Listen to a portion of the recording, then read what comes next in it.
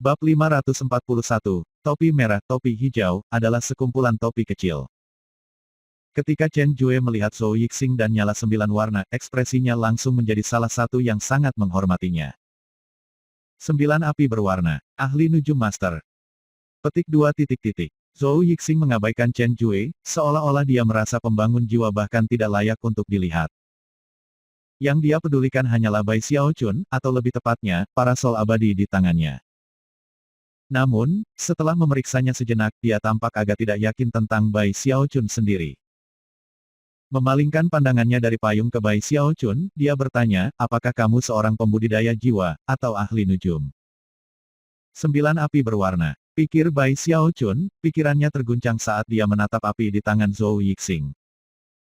Berdasarkan apa yang bisa ia rasakan, jelas bahwa Zhou Yixing bukan seorang pembudidaya jiwa yang baru lahir, tetapi sebaliknya, berada di lingkaran besar formasi inti. Namun, Bai Xiaochun bisa mengatakan bahwa jika kekuatan yang terkandung dalam nyala 9 warna akan dilepaskan, itu akan mengejutkan ke ekstrim. Bahkan saat Zhou Yixing mengukur Bai Xiaochun melakukan hal yang sama. Dia bisa mengatakan bahwa pemuda itu sedang mengamati parasol abadinya, yang awalnya dia tarik untuk digunakan sebagai ancaman. Mempertimbangkan basis kultivasi pendatang baru ini, apinya yang 9 warna, dan apa yang baru saja dikatakan Chen Jue, Bai Xiaochun tahu persis orang macam apa dia. Hutan belantara, peningkatan semangat. Necromancy. Berdasarkan informasi yang telah dipelajari Bai Xiaochun bertahun-tahun yang lalu tentang ahli nujum, dan fakta bahwa ia telah melihat begitu banyak item sihir yang ditingkatkan di Willlands. Ia sudah mulai membuat beberapa teori tentang bagaimana keduanya terhubung. Namun, sekarang bukan saatnya untuk kontemplasi yang berlarut-larut. Tatapan Bai Xiaochun bertemu dengan Zhou Yixing, dan keduanya bisa merasakan fluktuasi kuat yang berasal dari yang lain. Mengernyit, dan mata berkilauan dengan cahaya dingin, Zhou Yixing berkata, jarang aku bertemu seseorang yang tidak bisa aku nilai sendiri. Aku akan bertanya lagi kepada kamu. Apakah kamu seorang penanam jiwa, atau ahli nujum? Petik 2 titik titik. Saat dia mengucapkan kata-kata itu, penanam jiwa dengan dia mengarahkan tatapan dingin ke Bai Xiaochun. Seorang ahli nujum. Jawab Bai Xiaochun, menyipitkan matanya. Namun, menurutnya, kata-kata saja tidak akan terlalu meyakinkan. Oleh karena itu, setelah meluangkan waktu sejenak untuk menganalisis fluktuasi kekuatan jiwa Zhou Yixing, ia melepaskan beberapa kekuatan basis kultivasinya. Selain itu, ia menggunakan kekuatan ajaib topeng untuk menyesuaikan fluktuasi sehingga mereka tampaknya menjadi kekuatan jiwa alih-alih kekuatan spiritual. Itu adalah energi yang kuat dan mendominasi yang tidak bisa datang dari seorang kultivator jiwa, dan berisi tekanan yang unik untuk ahli nujum. Segera ekspresi para penggarap jiwa di sekitarnya berkedip. Adapun Zhou Yixing, murid-muridnya mengerut saat ia dengan cepat menganalisis kekuatan jiwa. Lalu dia melirik Eternal Parasol milik Bai Xiaochun, dan sekali lagi, kerutan muncul di wajahnya. Apakah aku salah sekarang? Pikirnya. Aku bisa bersumpah bahwa nyala api 9 warna membungkuk ke arahnya ketika dia dekat denganku, seolah ingin terbang keluar dari tanganku ke arahnya. Itu hanya berlangsung sesaat sebelum kembali normal, tapi itu pasti tidak pernah terjadi sebelumnya. Apakah itu payung? Tidak, aku tidak berpikir begitu. Ada sesuatu yang sangat aneh tentang orang ini. Yah, mungkin aku bisa mengetahui jawabannya setelah membunuhnya. Bahkan ketika Zhou Yixing ragu-ragu, Bai Xiaochun juga berdiri di sana berusaha untuk putuskan apa yang harus dilakukan.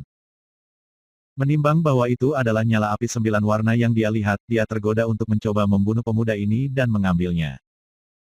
Setelah mencoba menilai bagaimana dia mengukur kekuatan, dan kemudian melihat api 9 warna, dia masih ragu-ragu, bukan karena jumlah lawan. Tetapi karena dia tidak yakin seberapa kuat api 9 warna itu. Namun, dia tidak bisa berhenti memikirkan fakta bahwa dia bisa melakukan peningkatan semangat 9 kali lipat pada Eternal Parasol dengan nyala api itu, membuatnya semakin kuat. Dan juga meningkatkan peluangnya untuk keluar dari labirin dengan aman. Orang ini tidak tahu seberapa cepat aku, jadi jika aku tiba-tiba bergerak, dia mungkin akan secara otomatis menggunakan api 9 warna itu untuk menyerangku. Ketika mereka saling menatap, keduanya bisa melihat dinginnya tatapan satu sama lain. Sesaat berlalu, dan kemudian Zhou Yixing menunjuk ke Bai Xiaochun dengan tangan kirinya. Bunuh dia. Bahkan ketika kata-kata itu keluar dari mulutnya, Bai Xiaochun mengambil langkah ke depan, langsung beralih ke kecepatan tertinggi yang dia mampu. Serangkaian bayangan mengulur di belakangnya saat ia melesat ke depan dengan begitu cepat sehingga mustahil bagi siapapun untuk bereaksi. Pada saat yang hampir bersamaan ketika dia mulai bergerak, dia tepat di depan Zhou Yixing, tangan kanannya bergerak maju dalam serangan tinju. Meskipun dia menginginkan nyala api 9 warna, dia tidak mengungkapkan fakta itu dalam gerakan pertamanya, yang merupakan pukulan persegi di dada Zhou Yixing. Mata Zhou Yixing membelalak, tidak pernah dalam imajinasinya yang terliar dia bisa menebak bahwa lawannya akan begitu cepat. Setelah diserang, Zhou Yixing terbang mundur dan melambaikan tangan kanannya ke udara, menyebabkan nyala api 9 warna meletus ke lautan api yang bergerak untuk memblokir serangan Bai Xiaochun. Penggarap jiwa di sekitarnya terkejut dengan apa yang terjadi, tetapi tetap menuntut Bai Xiaochun. Adapun Chen Jue, dia pindah untuk membela Bai Xiaochun. Dalam momen terpendek, pertempuran sengit pecah. Melihat lautan api 9 warna yang meraung ke arahnya menyebabkan jantung Bai Xiaochun mulai berdebar kencang. Meskipun dia sudah memutuskan untuk keluar semua dalam pertempuran ini, dia sudah bisa merasakan betapa mengerikan nyala 9 warna itu, dan tidak yakin apakah dia bisa selamat dari serangan itu. Namun, karena pertarungan sudah pecah, yang bisa dia lakukan hanyalah menggertakkan giginya dan melepaskan ki dinginnya. Kekuatan Paragon Frigid langsung memenuhi daerah itu, membekukan jiwa penggarap yang solid sebelum mereka bisa melakukan apapun. Dinding tanah dan terowongan sama-sama membeku, membuat seluruh area dunia menjadi dingin yang sangat dingin. Ketika ki yang dingin bersentuhan dengan lautan api 9 warna, ia tenggelam ke dalam sesuatu seperti mulut yang terbuka untuk menelan api. Suara gemuruh intens menyebar ke labirin di setiap arah. Disegel, Bai Xiaochun meraung. Seketika ki dingin mulai menyatu ke api 9 warna dalam upaya untuk menutupnya. Namun, nyala 9 warna yang luar biasa sebenarnya menyebabkan ki dingin mencair. Sayangnya untuk nyala 9 warna itu tidak memiliki dasar untuk membakar, dan karena itu, dengan cepat mulai menjadi redup, seolah-olah itu bisa dihilangkan kapan saja. Ekspresi berkedip, Zhou Yixing dengan cepat bersiap untuk menarik api kembali ke tangannya. Namun, bagaimana mungkin Bai Xiaochun membiarkan itu terjadi? Pada saat yang hampir bersamaan saat ki dingin itu membuat kontak dengan nyala 9 warna, dia membuka Eternal Parasolnya.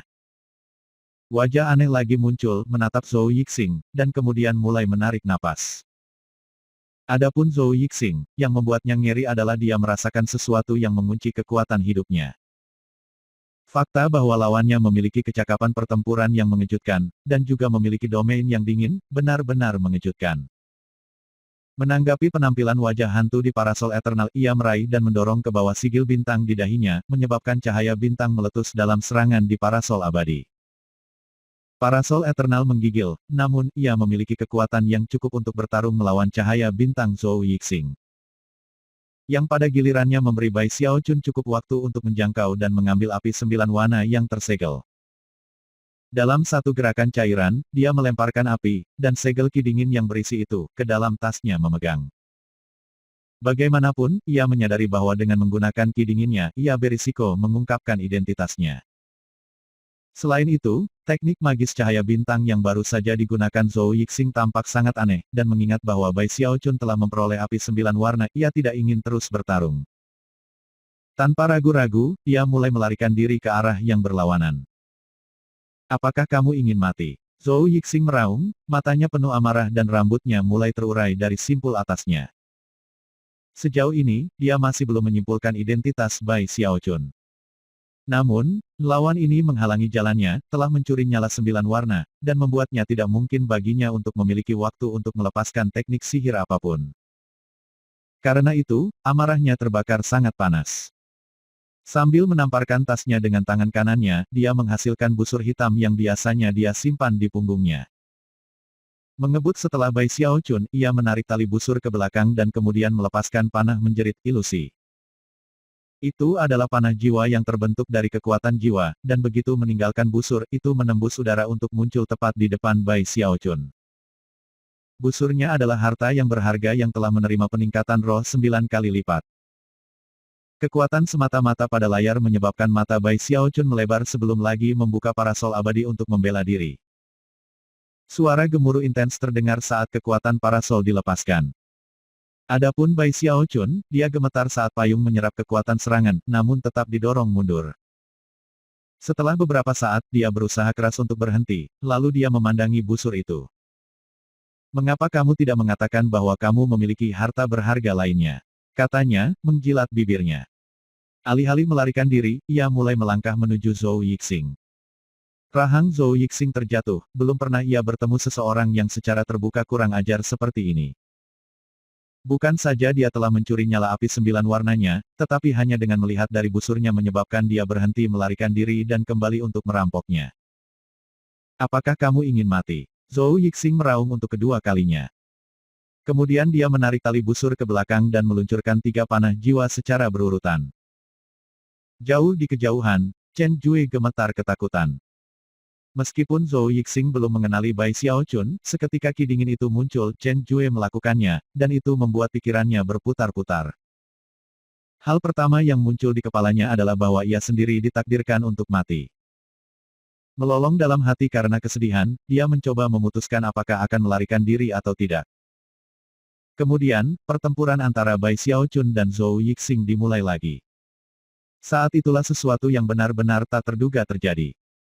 Topi merah, topi hijau, kami sekelompok topi kecil.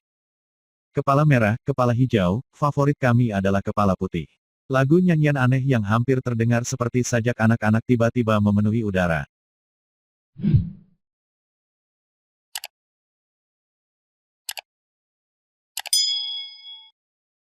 Bab 542, Kepala Merah, Kepala Hijau, favorit kami adalah kepala putih. Ada sesuatu yang memikat tentang suara nyanyian yang membuat Bai Xiaochun, Zhou Yixing, dan Chen Jue benar-benar terguncang. Yang lebih menggelitik adalah fakta bahwa itu bukan suara tunggal yang meneriakan sajak anak-anak, tetapi seluruh kelompok mereka. Mereka terdengar seperti anak-anak, tertawa dan terkikik ketika mereka bernyanyi. Saat suara mereka bergerak, gelombang suara yang tak terlihat memenuhi udara, menyebabkan dinding mulai beriak. Kemudian, wajah-wajah muncul di dinding, satu demi satu. Ada pria dan wanita, tua dan muda, dan tanpa kecuali, mereka tampak ketakutan. Kemudian, mereka mulai menjerit. Topi merah akan datang, menjalankan. Topi merah sedang dalam perjalanan. Wajah-wajah itu sepertinya ingin melarikan diri atau bersembunyi, tetapi tidak bisa. Yang lebih aneh lagi, wajah-wajah mulai muncul dari tanah. Yang paling mengejutkan dari semua adalah bahwa dinding mulai bergerak secara dramatis, menyebabkan jalan di belakang Bai Xiaochun, Zhou Yixing, dan Chen Jue ditutup rapat. Menempatkan mereka di jalan buntu. Ketiga pembudidaya secara fisik gemetar, dan rambut di bagian belakang leher mereka mulai berdiri. Mereka semua dikejutkan oleh perasaan yang datang, bukan dari basis kultivasi mereka, tetapi dari jiwa mereka. Itu adalah ketakutan yang dingin dan berduri yang akan dihadapi seseorang ketika dilacak oleh predator. Tidak masalah bahwa Bai Xiaochun mengolah mantra Will Evolving School Frigid School, rasa dingin yang ia rasakan saat ini membuatnya menggigil. Apa yang sedang terjadi? Ketakutan ini membuat seluruh kelompok benar-benar tidak tertarik untuk bertarung satu sama lain. Tiba-tiba, sebuah jeritan kesakitan terdengar, dan sebuah tangan melesat dari sudut persimpangan tepat di depan. Tangan itu berlumuran darah, dan segera setelah itu muncul, ia mencoba untuk meraih ke dinding, dengan pandangan yang jelas tentang Bai Xiaochun dan yang lainnya. Namun, jelas ada sesuatu di sudut yang menarik pemilik tangannya. Tangan itu tertekuk, dan jari-jarinya mencakar dinding untuk meraih sesuatu, namun segera diseret kembali ke sudut.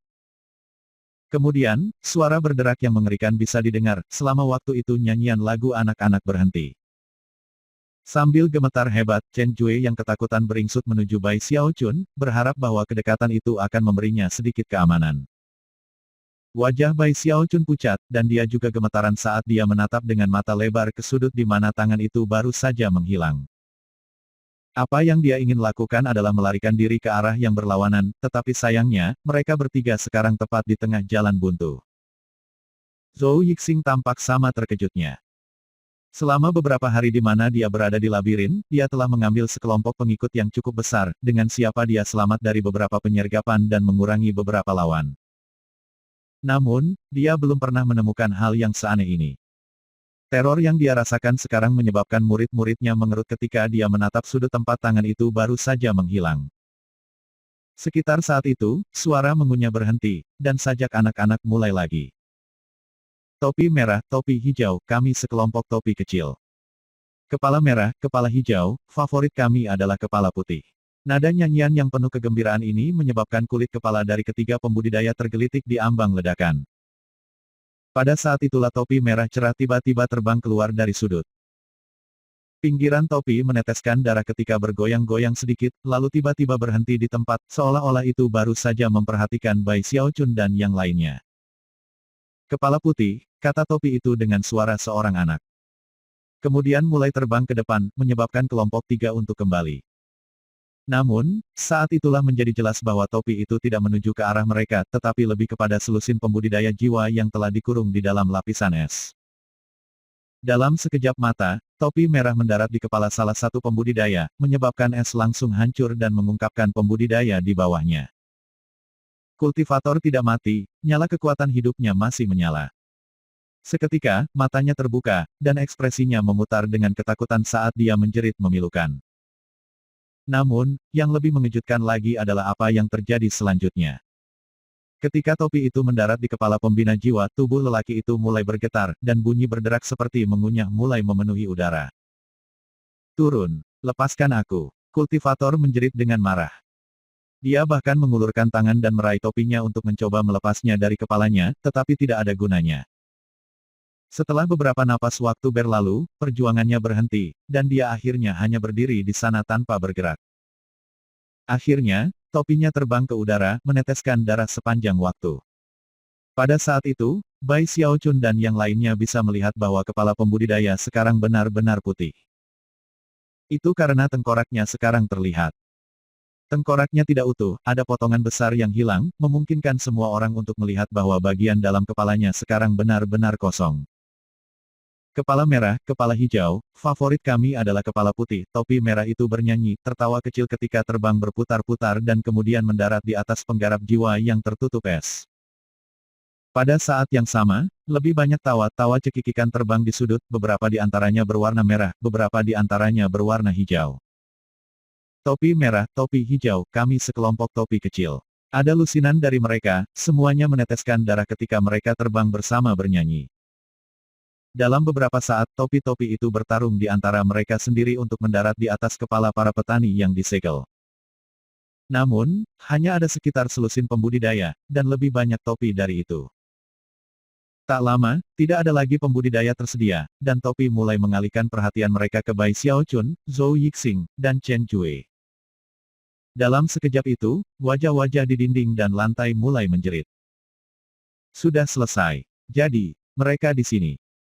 Topi yang tersisa mulai tertawa senang ketika mereka menembak ke arah kelompok tiga. Bai Xiaochun sudah sangat kencang. Melolong, dia melambaikan tangannya untuk mengirim lebih dari 1000 jimat kertas menamparkan tubuhnya. Pada saat yang sama, dia melemparkan seluruh tumpukan ke Chen Jue. Lari untuk hidupmu, teriaknya. Kemudian dia mulai bergerak, secara bersamaan mengenakan banyak lapisan baju besi, menyebabkan suara menamparkan bergema. Cahaya yang berkilauan dari lebih dari 10 lapis armor memenuhi terowongan, bersama dengan gemerlapnya jimat kertas. Dalam sekejap mata, dia berada di kejauhan, berkobar dengan kecepatan penuh dengan 7 atau 8 topi mengejarnya. Chen Jue mengertakkan gigi dan menamparkan jimat kertas ke dirinya sendiri, secara bersamaan melepaskan kekuatan basis kultivasinya saat ia bersiap untuk pergi keluar. Memanfaatkan setiap teknik ajaib yang bisa dipikirkannya, ia mulai melarikan diri, 5 atau 6 topi mengejarnya dengan tabah. Zhou Yixing berdiri di sana dengan heran. Dia hampir ingin menangis karena ketidakadilan semua itu.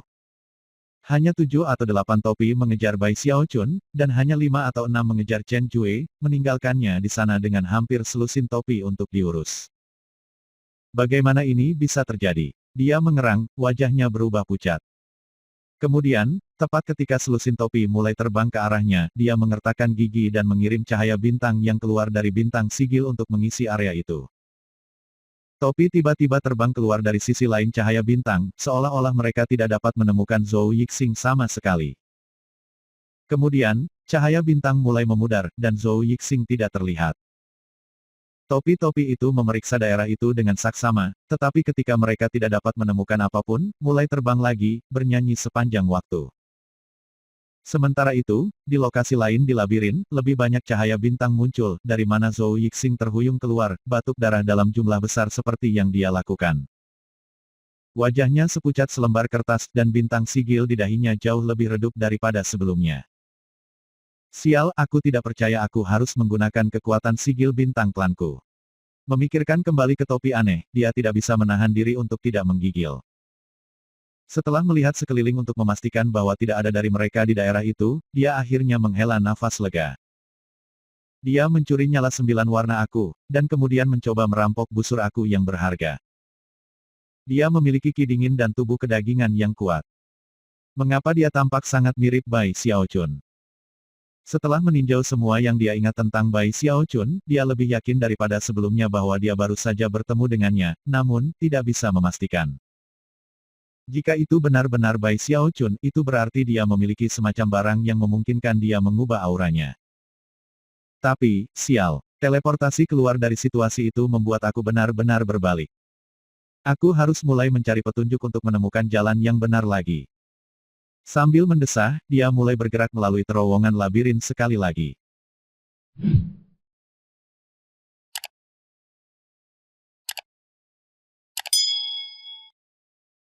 Bab 543, Roti yang direndam darah. Di lokasi di mana Bai Xiaochun, Chen Jue, dan Zhou Yixing baru saja bertengkar dengan topi, sekarang hanya ada selusin pembudidaya jiwa, berdiri di sana tanpa bergerak. Mereka tidak lebih dari mayat, dengan tengkorak putih mereka yang kosong terlihat jelas. Itu pemandangan yang sangat aneh. Wajah-wajah di dinding dan lantai mulai bernapas lega dan secara bersamaan mengobrol satu sama lain tentang apa yang baru saja terjadi. Mereka akhirnya pergi. Topi merah sudah pergi. Hahaha, topi-topi itu bertingkah sangat aneh hari ini. Mereka sama sekali tidak menggertak kita. Petik 2 titik. Ya, kamu benar sekali. Memang sangat aneh. Sesuatu yang aneh sedang terjadi. Kemudian, di tengah percakapan mereka ekspresi mereka berkedip, dan mata mereka membelalak. Melihat ke bawah terowongan, mereka semua menutup mulut. Saat ini, teror yang berkilauan di mata mereka jauh melebihi apa yang berasal dari topi, dan mereka semua mulai menggigil. Lebih jauh ke bawah terowongan, sosok itu menjadi terlihat pada awalnya buram, tetapi dengan cepat menjadi jelas. Itu adalah wanita muda yang cantik dengan rambut panjang. Untuk beberapa alasan yang tidak diketahui, ada sesuatu yang sangat aneh tentangnya, meskipun tidak mungkin untuk mengatakan apa. Sudah banyak orang datang. Bahkan kakak besar ada di sini. Wanita muda itu terkekeh, matanya berubah menjadi bulan sabit kembar dalam proses dan membuatnya tampak lebih cantik. Pada saat yang sama, dia tampak sangat aneh, karena yang terlihat di matanya adalah dua murid masing-masing. Yang mengejutkan, dia memiliki satu murid besar dan satu murid kecil, yang keduanya tumpang tindih. Siapapun yang mungkin bisa menatap matanya akan terkejut sampai ke inti. Adapun Bai Xiaochun, jika dia hadir, dia akan segera mengenali wanita muda ini sebagai tidak lain adalah Gong Sun Waner. Kecuali, dia saat ini di tengah-tengah melarikan diri dengan gila untuk hidupnya dari 8 topi. Dia telah berusaha melawan, tetapi teknik sihirnya benar-benar tidak berguna melawan mereka. Dia bahkan telah menggunakan beberapa metode khusus untuk meningkatkan kecepatannya, namun topinya selalu dapat mengimbangi. Untuk apa kamu mengejarku? Kepalaku tidak terasa enak. Ketika ia berlari bersama pele-mele, ia bertemu dengan pembudidaya jiwa sesekali atau buas raksasa, yang ketika ia akhirnya menyadari bahwa topi tidak secara khusus mengejarnya. Saat topi bertemu orang lain untuk dimakan, dia perlahan-lahan bisa kehilangan mereka. Ketika akhirnya dia bebas, dia menghela nafas lega. Namun, pikiran tentang apa yang baru saja ia lalui terus menyebabkan jantungnya berdebar ketakutan. Namun, pada saat yang sama, fakta bahwa topi-topi itu menyerah mengejar dia untuk pergi setelah orang lain membuatnya merasa agak sedih. Lagi pula, jangan bilang kepalaku benar-benar tidak enak. Gerutunya. Akhirnya, dia menjernihkan pikirannya dari pemikiran-pemikiran semacam itu dan menemukan sudut yang tidak masuk akal di mana dia bisa memiliki privasi. Melambaikan tangannya, dia mengirim kabut yang menyebar untuk mengisi daerah itu, serta beberapa ki dingin untuk mengunci tempat itu. Kemudian, dia menjilat bibirnya dan mengeluarkan nyala api 9 warna dari tasnya. Setelah dengan hati-hati melepaskan segel es yang berisi itu, dia melihat dengan penuh semangat api, yang meskipun sudah redup, masih diisi dengan 9 warna. Mengingat panas luar biasa yang dapat dia rasakan darinya, dia yakin bahwa semua yang baru saja dia lalui sepadan. Api 9 warna ini luar biasa. Jika itu dikaitkan dengan fondasi yang kuat, maka ki dingin aku tidak akan mampu menyegelnya. Dengan nyala api ini, aku pasti bisa melakukan peningkatan semangat 9 kali lipat pada Eternal Parasol. Maka itu akan menjadi lebih kuat dari yang sudah ada, dan pasti akan membuatnya lebih mudah untuk tetap aman di sekitar sini. Setelah melihat-lihat sekali lagi untuk memastikan dia sendirian, dia menghasilkan penyu wajinya dan parasol abadi. Dan siap untuk memulai proses peningkatan semangat. Namun, setelah hanya sesaat berlalu, dia ragu-ragu. Aku ingin tahu apakah energi langit dan bumi di labirin ini sudah cukup. Kembali ketika dia melakukan beberapa peningkatan roh di Great Wall City, dia jelas merasakan bahwa karena tingkat energi spiritual yang lemah, proses peningkatan itu tidak sangat stabil. Syukurlah, kura-kura ajaibnya telah memastikan bahwa peningkatan semangat bekerja tidak masalah apapun. Karena itu, meski memiliki nyala api 9 warna yang redup, dan berada di tengah labirin, ia memutuskan untuk menggertakkan giginya dan melanjutkan rencananya. Aku perlu meningkatkan peluang untuk keluar dari sini hidup-hidup. Itu layak dilakukan sedikit pengujian. Jika gagal, maka jadilah itu. Ketika datang untuk melindungi kehidupannya yang kecil dan miskin, Bai Xiaochun tidak akan pernah pelit. Karena itu, ia segera memulai proses peningkatan semangat. Segera setelah nyala 9 warna diserap oleh wajan kura-kura, desain pada permukaannya mulai bersinar dengan cahaya yang menyilaukan. Bai Xiaochun memandang dengan gugup, mata terbelalak, sampai desain sepenuhnya menyala. Kemudian, dia dengan bersemangat melemparkan parasol abadi ke dalam. Penyu wajan segera mulai bergetar, dan desain di permukaannya bersinar lebih terang, hampir seolah-olah mereka tahu apa yang terjadi. Kemudian, desain menembak ke arah parasol abadi, berubah menjadi desain roh ke-9 di permukaannya. Getaran mengalir melalui Eternal Parasol, dan Bai Xiaochun hampir yakin dia bisa mendengar sesuatu seperti sorakan yang bersemangat. Kemudian, kura-kura itu tenang, dan semuanya kembali normal. Itu berhasil. Seperti itu. Aku sama sekali tidak merasakan energi surga dan bumi. Terkejut, dia mengambil Eternal Parasol dan memeriksanya, membenarkan bahwa peningkatan roh benar-benar berhasil. Lalu dia melihat kura-kura lagi, dan akhirnya kembali ke Eternal Parasol. Setiap kali dia melakukan peningkatan roh di masa lalu, itu selalu menghasut energi surga dan bumi di daerah itu, tetapi kali ini, tidak ada yang seperti itu yang terjadi. Setelah memikirkan semuanya, mata Bai Xiaochun tiba-tiba berkilau. Api itu berbeda. Untuk semua peningkatan semangatku yang lain, aku selalu menggunakan bahan bakar api multiwarna untuk membuat api sendiri. Tapi kali ini, aku memiliki api untuk memulai. Ditambah lagi, itu adalah kebakaran Will Lens. Segera, Bai Xiaochun mendapati dirinya berpikir tentang pembudidaya jiwa dan ahli nujum, dan bagaimana mereka sering memiliki item ajaib dengan banyak peningkatan roh. Pada saat ini, dia merasa seperti memiliki potongan puzzle lainnya. Mungkin cara mereka melakukan peningkatan semangat di Will Lens tidak membutuhkan energi langit dan bumi. Mengingat betapa tandusnya energi spiritual di tempat ini, sepertinya itu satu-satunya penjelasan yang masuk akal. Setelah sedikit berpikir, Bai Xiaochun memutuskan bahwa labirin yang mematikan bukanlah tempat untuk duduk-duduk mencoba menganalisis situasi. Meninggalkan pikiran tentang peningkatan semangat untuk saat ini, dia menarik kabut dan ki yang dingin, dan kemudian mulai mencari jalan keluar dengan hati-hati. 2 hari lagi berlalu, dan penjelajahan Bai Xiaochun yang hati-hati tidak menyebabkan situasi yang lebih aneh seperti topi. Namun, dia menyadari bahwa dia tampaknya bertemu semakin sedikit orang, apakah mereka pembudidaya tembok besar atau pembudidaya jiwa liar dan liar. Sebelumnya, aku bertemu setidaknya 10 per hari. Tapi sekarang, ini lebih seperti 4 atau 5, atau bahkan lebih sedikit. Melihat sekeliling dinding-dinding terowongan, dia tidak bisa tidak merasa labirin adalah keinginan besar untuk memakan semua orang. Pikiran itu membuatnya menggigil. Aku tidak bisa membiarkan itu terjadi padaku.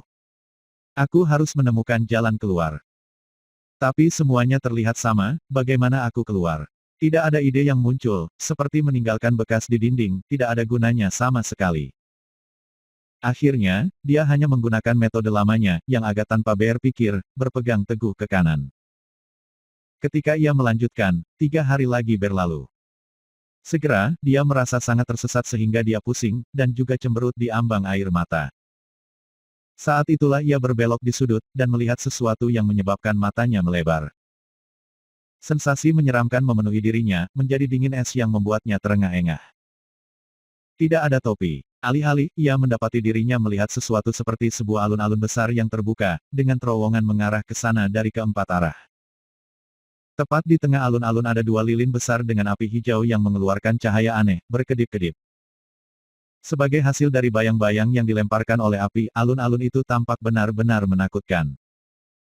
Duduk di antara 2 lilin adalah piring besar, di atas yang merupakan tumpukan roti kukus seperti gunung. Namun, roti ini tampaknya basah oleh darah, sedemikian rupa sehingga mereka meneteskannya. Itu adalah pemandangan yang mengerikan yang menyebabkan kulit kepala Bai Xiaochun menggeliat begitu keras hingga rasanya seperti meledak. Berkumpul di alun-alun adalah beberapa ratus pembudidaya tembok besar dan pembudidaya jiwa wildlands dan liar. Bahkan ada beberapa ahli nujum juga. Mereka semua berdiri di sana tanpa bergerak, mengekspresikan kegilaan saat mereka menatap roti yang berlumuran darah. Meskipun tidak ada dari mereka yang berbicara, adalah mungkin untuk mendengar mereka terengah-engah ketika mereka berdiri di sana. Aroma harum tercium dari roti berlumuran darah yang, ketika memasuki hidung Bai Xiaochun, membuatnya sangat mual sehingga dia ingin memuntahkan organ dalamnya.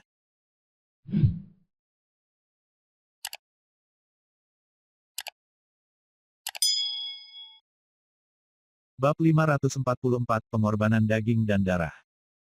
Wajah Bai Xiaochun menjadi sangat pucat, dan bukan karena basis budidayanya telah terpengaruh, tetapi karena rasa takut yang dia rasakan. Dalam kelompok 100 berkumpul di alun-alun, ada beberapa dengan basis budidaya jiwa Naschen. Itu membuat Bai Xiaochun merasa benar-benar ketakutan. Dia mulai mundur, namun, hanya mengambil langkah ketika dia menyadari bahwa ada orang-orang di lapangan yang dia kenal. Zhao Long, Tuan Dewa Diviner. Mereka berdua berperilaku sama seperti orang lain di alun-alun, menatap piring roti yang basah kuyup, ekspresi mereka yang gila-gila.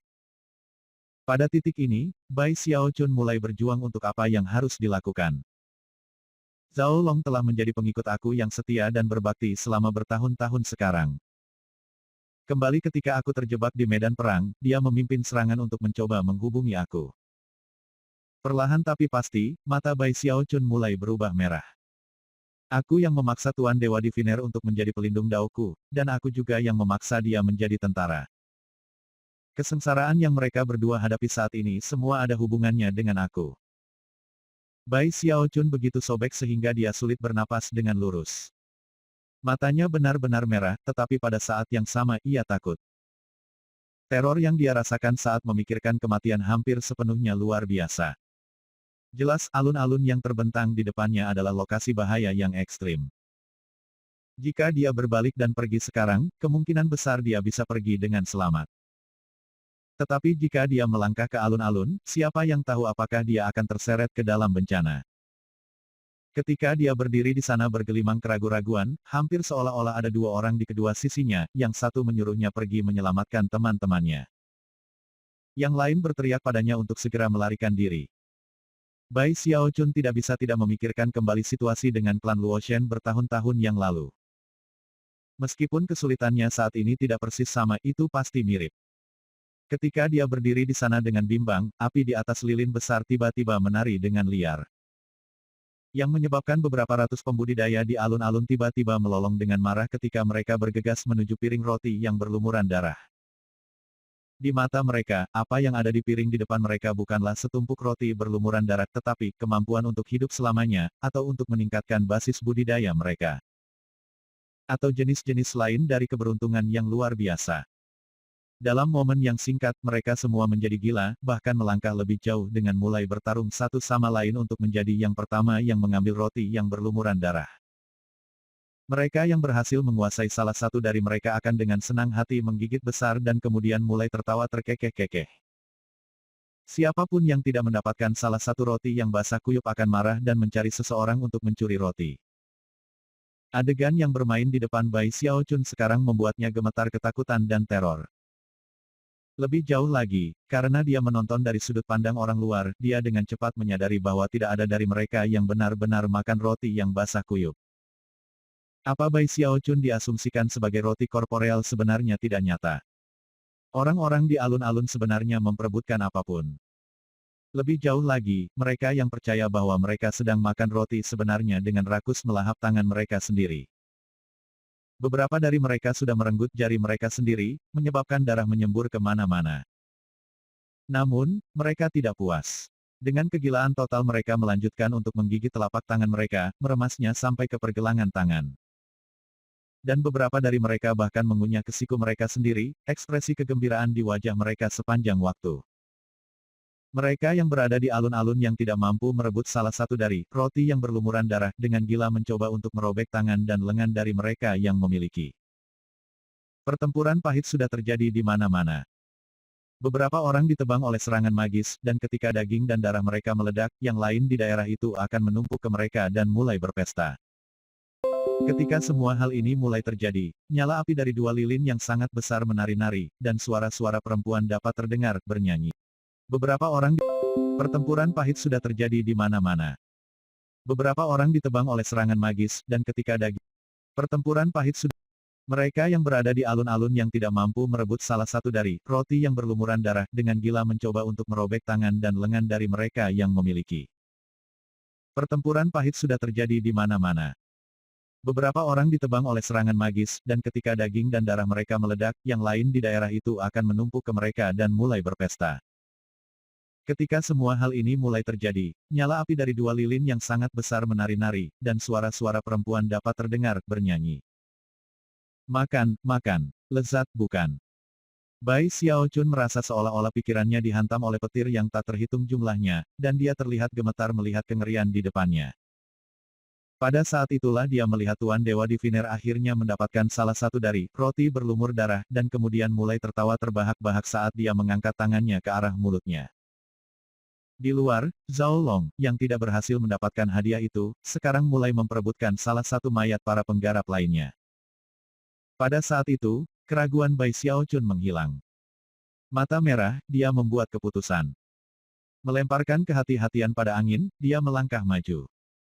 Begitu kakinya menyentuh di depannya, segala sesuatu di sekitarnya tampak melambat. Pada saat yang sama, ki dinginnya berlari ke segala arah untuk mengisi kotak. Detik berikutnya, Bai Xiaochun bergerak dengan kecepatan luar biasa sehingga, dikombinasikan dengan teleportasi domain dinginnya, ia muncul tepat di depan Master God Diviner. Tanpa ragu-ragu sama sekali, dia mengulurkan tangan dan meraih tangan Tuan Dewa Diviner secara instan sebelum mencapai mulutnya. Menyentakkan tangan ke belakang, dia berteriak, Tuan Dewa Diviner, bangun. Suara gertakan terdengar saat gigi Tuan Dewa Diviner tidak menghiraukan apapun selain udara. Lalu dia menatap Bai Xiaochun dan melolong, jelas, siapapun yang mengganggunya dengan cara apapun tidak lebih dari musuh. Tangan Tuan Dewa Diviner kabur dalam gerakan mantra dan kemudian mendorong keluar di Bai Xiaochun. Pada saat yang sama, dia menerjang maju seperti anjing fanatik ketika dia mencoba untuk menggigit tangan Bai Xiaochun meraih. Bai Xiaochun menatap Zhao Long dengan cemas, yang sekarang tertawa terbahak-bahak saat menyeret salah satu mayat ke samping. Sayangnya, visi Bai Xiaochun mulai mendung. Bahkan, roti berlumuran darah di piring di depan sekarang mulai berubah menjadi pil hidup selamanya never die. Hanya dengan melihat pil seperti itu menyebabkan pikiran Bai Xiaochun berputar. Namun, dia menggigit lidahnya untuk menjernihkan pikirannya. Sudah, ki dingin di daerah itu mulai memudar, artinya waktu sangat terbatas. Sialan, teriaknya. Dengan itu, dia mengulurkan tangan kirinya dan meraih leher Dewa-Dewa Diviner. Memegangnya dengan cepat tidak peduli bagaimana dia berjuang, dia bergegas ke Zhao Long, yang baru saja tengah menggigit daging berdarah, dan meraihnya. Kemudian dia bergegas kembali ke mulut terowongan. Tiba-tiba, dua jeritan mengerikan jiwa meletus dari nyala lilin ketika dua wanita menjadi terlihat. Mereka tampak persis sama, setengah baya dengan rambut acak-acakan, dan mereka berdua menatap lurus ke Bai Xiaochun. Beraninya kamu ikut campur dalam urusan kami. Kamu telah mengganggu pengorbanan daging dan darah kami, dan karenanya, kamu tidak akan membiarkan tempat ini hidup-hidup. Petik 2. Menanggapi suara-suara itu, Bai Xiaochun bergidik. Lalu dia melihat sekeliling, dan melihat segala sesuatu di daerah itu perlahan menjadi tumpukan pil hidup selamanya never die. Hidup selamanya. Hidup selamanya. Bahkan ketika dia merasa dirinya turun ke dalam kegilaan, tiba-tiba, seutas willpower kecil bangkit di gold core-nya. Kekuatan will mengalir ke dalam benaknya seperti air mendidih yang mengalir ke salju. Seketika ilusi yang dilihatnya lenyap dan dia memandang sekeliling dengan wajah pucat untuk menemukan bahwa lebih dari 80% ki dinginnya telah luluh oleh lilin. Setelah benar-benar meleleh, dia tidak akan mampu berteleportasi, dan harus bergantung hanya pada kecepatan tubuh kedagingannya untuk melarikan diri, yang tidak akan cukup. Pada titik ini, banyak pembudidaya di daerah itu telah melihat Bai Xiaochun, dan bagi mereka ia adalah keberuntungan yang bisa didapat. Mereka dengan cepat mulai berbalik dan menuju ke arahnya. Menderu, Bai Xiaochun memanggil semua kekuatan yang bisa dia kumpulkan untuk teleport melalui ki dinginnya. Bahkan ketika runtuh, dia muncul tepat di tepi alun-alun, dan kemudian melesat ke pintu masuk terowongan terdekat. Melihat dari balik bahunya, dia melihat dua wanita mengambang di api lilin, berteriak padanya. "Kamu pikir kamu bisa kabur begitu saja?" Teriak mereka, tiba-tiba terbang ke udara ke arahnya. Bahkan ketika dia melarikan diri dengan kecepatan tinggi, udara beriak di terowongan yang berbeda, dan Gong Sun Wan muncul. Melangkah ke depan, dia mendorong tangan kanannya dengan kejam ke arah kedua wanita itu. "Abaikan. Beraninya kamu mencoba mengacaukan salah satu dari bangsaku." Petik 2. Kedua wanita itu berteriak dengan sedih. Meskipun gelombang lengan Gong Sun Wan tidak mengandung sedikit pun kekuatan sihir, kedua wanita itu berkedip-kedip seolah-olah mereka mungkin menghilang. Pada saat yang sama, ekspresi syok dan teror yang belum pernah terjadi sebelumnya muncul di wajah mereka. Tidak berani bergerak maju 1 inci pun, mereka jatuh dan bersujud. "Kembalilah ke pengorbanan daging dan darahmu," kata Gong Sun Wan dengan dingin. "Dan mulai sekarang, urus-urusanmu sendiri." Saat dia berbicara, murid kecil kedua di masing-masing matanya mulai bersinar dengan cahaya misterius. Cahaya yang sangat itulah yang menyebabkan kedua wanita itu gemetar ketakutan, dan merayap mundur ke arah lilin mereka.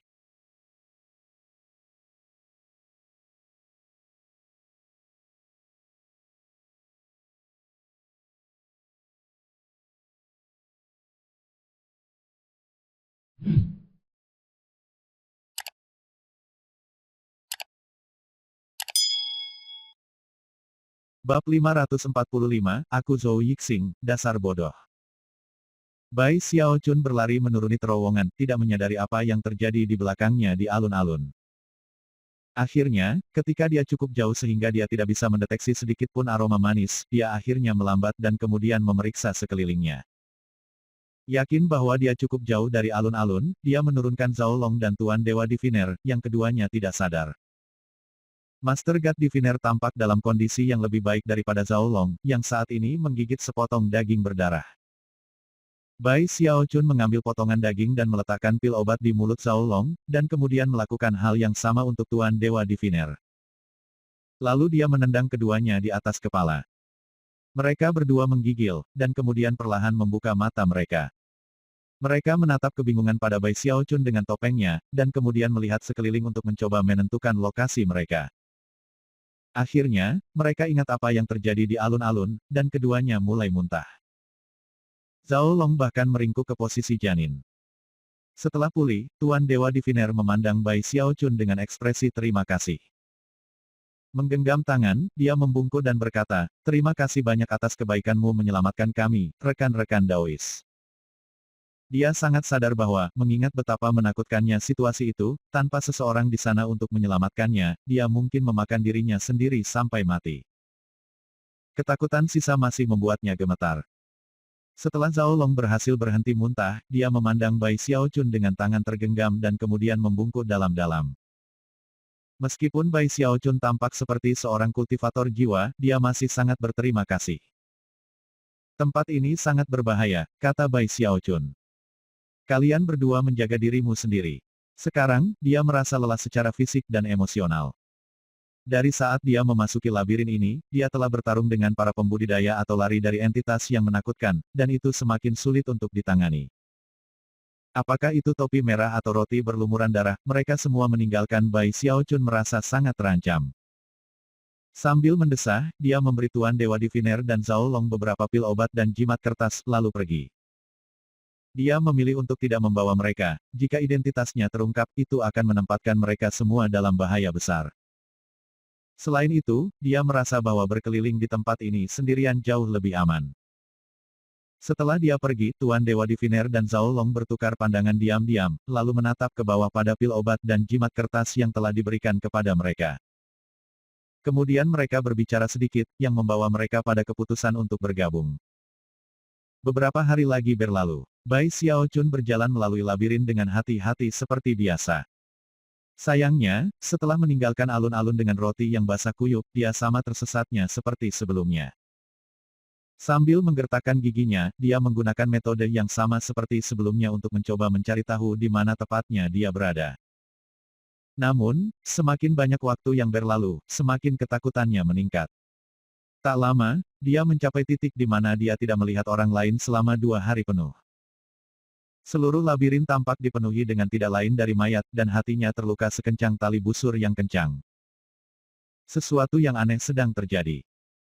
Tidak memberitahu aku bahwa lebih dari 100.000 orang semuanya mati. Pikiran itu membuatnya merasa benar-benar tertekan. Dia tidak tahu kemana dia menuju, dan tidak bisa menemukan jalan keluar.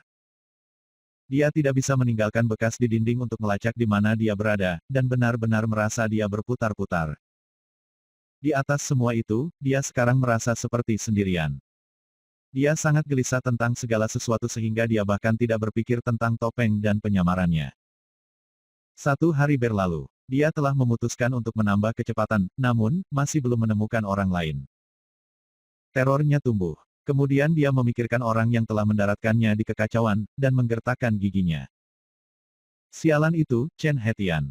Aku melayani tembok besar dengan baik, dan beginilah cara kamu membayar aku. Petik 2. Itu pada saat kemarahan ketika Bai Xiaochun tiba-tiba mendengar suara udara bersiul. Rupanya, seseorang sedang menuju ke arahnya dengan kecepatan tinggi. Mengingat sudah berhari-hari sejak dia melihat orang lain, dia sebenarnya senang. Namun, pada saat yang sama, ia mempertahankan kewaspadaan penuh, mendukung dan mengawasi persimpangan di depan. Pada saat yang sama, suara siulan berhenti, seolah-olah siapapun itu di sisi lain dari sudut juga telah mendeteksi keberadaan yang lain. Bai Xiaochun tidak tahu siapa yang ada di sudut itu, bisa jadi orang atau hantu untuk semua yang dia tahu. Siapapun itu, mereka tampak bingung tentang Bai Xiaochun. Untuk waktu yang sangat lama, tidak ada yang terjadi ketika mereka berdua berdiri diam di sana, ketegangan meningkat. Akhirnya, Bai Xiaochun mengambil nafas dengan tenang dan mengeluarkan pedang terbang. Dengan gelombang selongsong, ia menggunakan kekuatan kendalinya untuk mengirimnya terbang ke persimpangan. Sementara itu, seberkas cahaya hitam terbang keluar dari sisi lain sudut.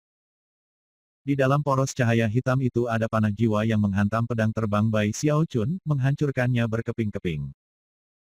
Beberapa saat kemudian, panah jiwa tepat di depan Bai Xiaochun, memaksanya memanggil kuali besar untuk memblokir jalannya. Bahkan ketika ledakan yang dihasilkan mengguncang daerah itu, Bai Xiaochun tiba-tiba tertawa. Begitu dia melihat panah jiwa itu, dia mengenali jenis panah itu, dan memikirkan busur yang menembaknya, dan Zhou Yixing. Dia sebenarnya tidak tahu nama Zhou Yixing, tapi dia ingat bintang sigil di dahinya. Karena karakter, Bintang Sing, berima sempurna dengan karakter Gorilla Sing, ia memutuskan untuk mengarang namanya sendiri. Jadi, itu kamu, Tuan Gorilla. Petik 2. Sekarang dia yakin bahwa dia sedang berurusan dengan seseorang, dan bukan entitas aneh, semangatnya segera terangkat. Bergegas ke depan, dia menghambur ke persimpangan di saat yang hampir bersamaan saat Zhou Yixing muncul. Ketika Zhou Yixing melihat Bai Xiaochun, ekspresinya berkedip. Dia gelisah dengan rasa takut akhir-akhir ini sendiri. Meskipun entitas aneh di labirin tidak sepenuhnya mustahil untuk melarikan diri, tanpa sigil bintangnya, Zhou Yixing kemungkinan telah terbunuh sejak lama.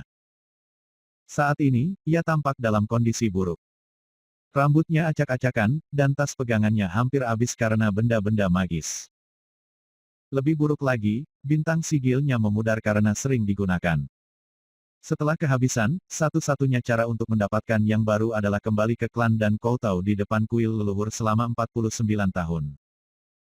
Sejauh yang dia khawatirkan, alasan utama dia hampir kehilangan sigil bintangnya adalah Bai Xiaochun. Sebelum bertemu dengannya, segala sesuatu di labirin telah berjalan dengan baik, tetapi setelah itu, ia telah mengalami nasib buruk. Dia tidak pernah bisa membayangkan bahwa setelah berhari-hari tanpa melihat siapapun, orang pertama yang akan dia temui adalah Bai Xiaochun. "Kamu gorila, Bai Xiaochun," teriaknya. "Semua orang di keluargamu adalah gorila." Sebenarnya, dia tidak sepenuhnya yakin siapa orang ini, tetapi yakin bahwa dia harus menjadi Bai Xiaochun. Bahkan saat Bai Xiaochun mendekat, Zhou Yixing mengangkat busurnya dan melepaskan suksesi 9 panah jiwa dengan cepat. Sebagai tanggapan, Bai Xiaochun tertawa dan membuka parasol abadi, dengan mudah memblokir semua panah jiwa sebelum mendekati Zhou Yixing. Zhou Yixing segera memperhatikan 9 desain pada Eternal Parasol, dan mengingat bahwa sebelumnya, hanya ada 8. Matanya memerah, dan dia mengeluarkan amarah. Tidak butuh banyak spekulasi dari pihaknya untuk mencapai kesimpulan bahwa nyala 9 warnanya sendiri telah digunakan untuk melakukan peningkatan semangat lainnya. Fakta bahwa Bai Xiaochun telah berhasil dengan peningkatan semangat pada pertama kalinya tampak seperti keberuntungan, dan semakin membuat Zhou Yixing marah. "Tidak perlu marah, Tuan Gorila.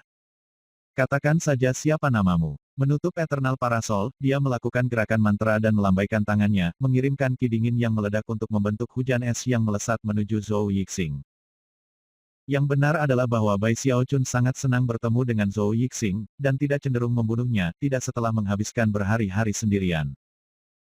Dia bahkan mulai menyesal meninggalkan Tuan Dewa Diviner dan Zhao Rong di belakang, jadi wajah yang akrab sama sekali seperti berkah.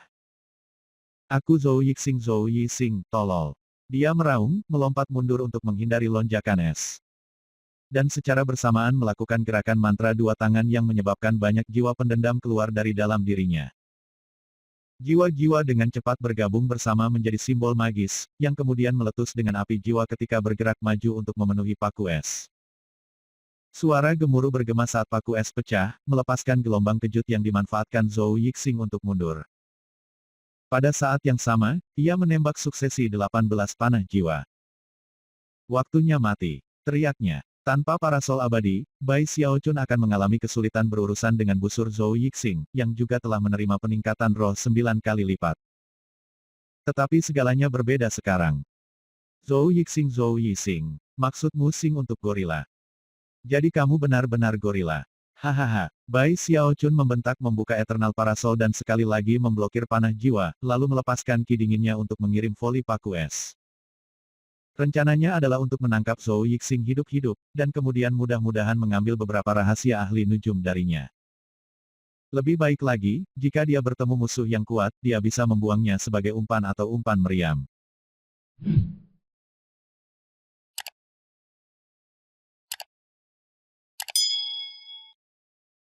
Bab 546, Panah dengan Desain Emas. Boom bergema bolak-balik di terowongan saat kekuatan sebenarnya dari parasol abadi ditampilkan. Tidak ada satupun dari 18 panah jiwa yang melukainya, dan meskipun Bai Xiaochun tidak bisa melihat wajah aneh di atas payung, Zhou Yixing bisa. Bagi Zhou Yixing, wajah tersenyum itu tampak menakutkan, bahkan mengingatkannya pada topi merah dari sebelumnya. Payung macam apa itu? Pikirnya, kulit kepalanya kesemutan. Adapun ki dingin di daerah itu, begitu dingin sehingga dia merasa dirinya menggigil di dalam. Itu adalah saat krisis yang mematikan di mana mata Zhou Yixing bersinar dengan kegilaan saat ia terbang mundur. Kali ini, alih-alih memanggil panah jiwa, dia menarik panah jenis baru dari tasnya. Itu merah terang dan memancarkan panas yang kuat, yang menyebabkan ki dingin di daerah itu bergetar di ambang kehancuran. Ketika Bai Xiaochun melihatnya, ekspresinya berkedip. Apa itu? Mengapa rasanya seperti nyala 9 warna? Tidak, tunggu, mungkinkah itu api 10 warna?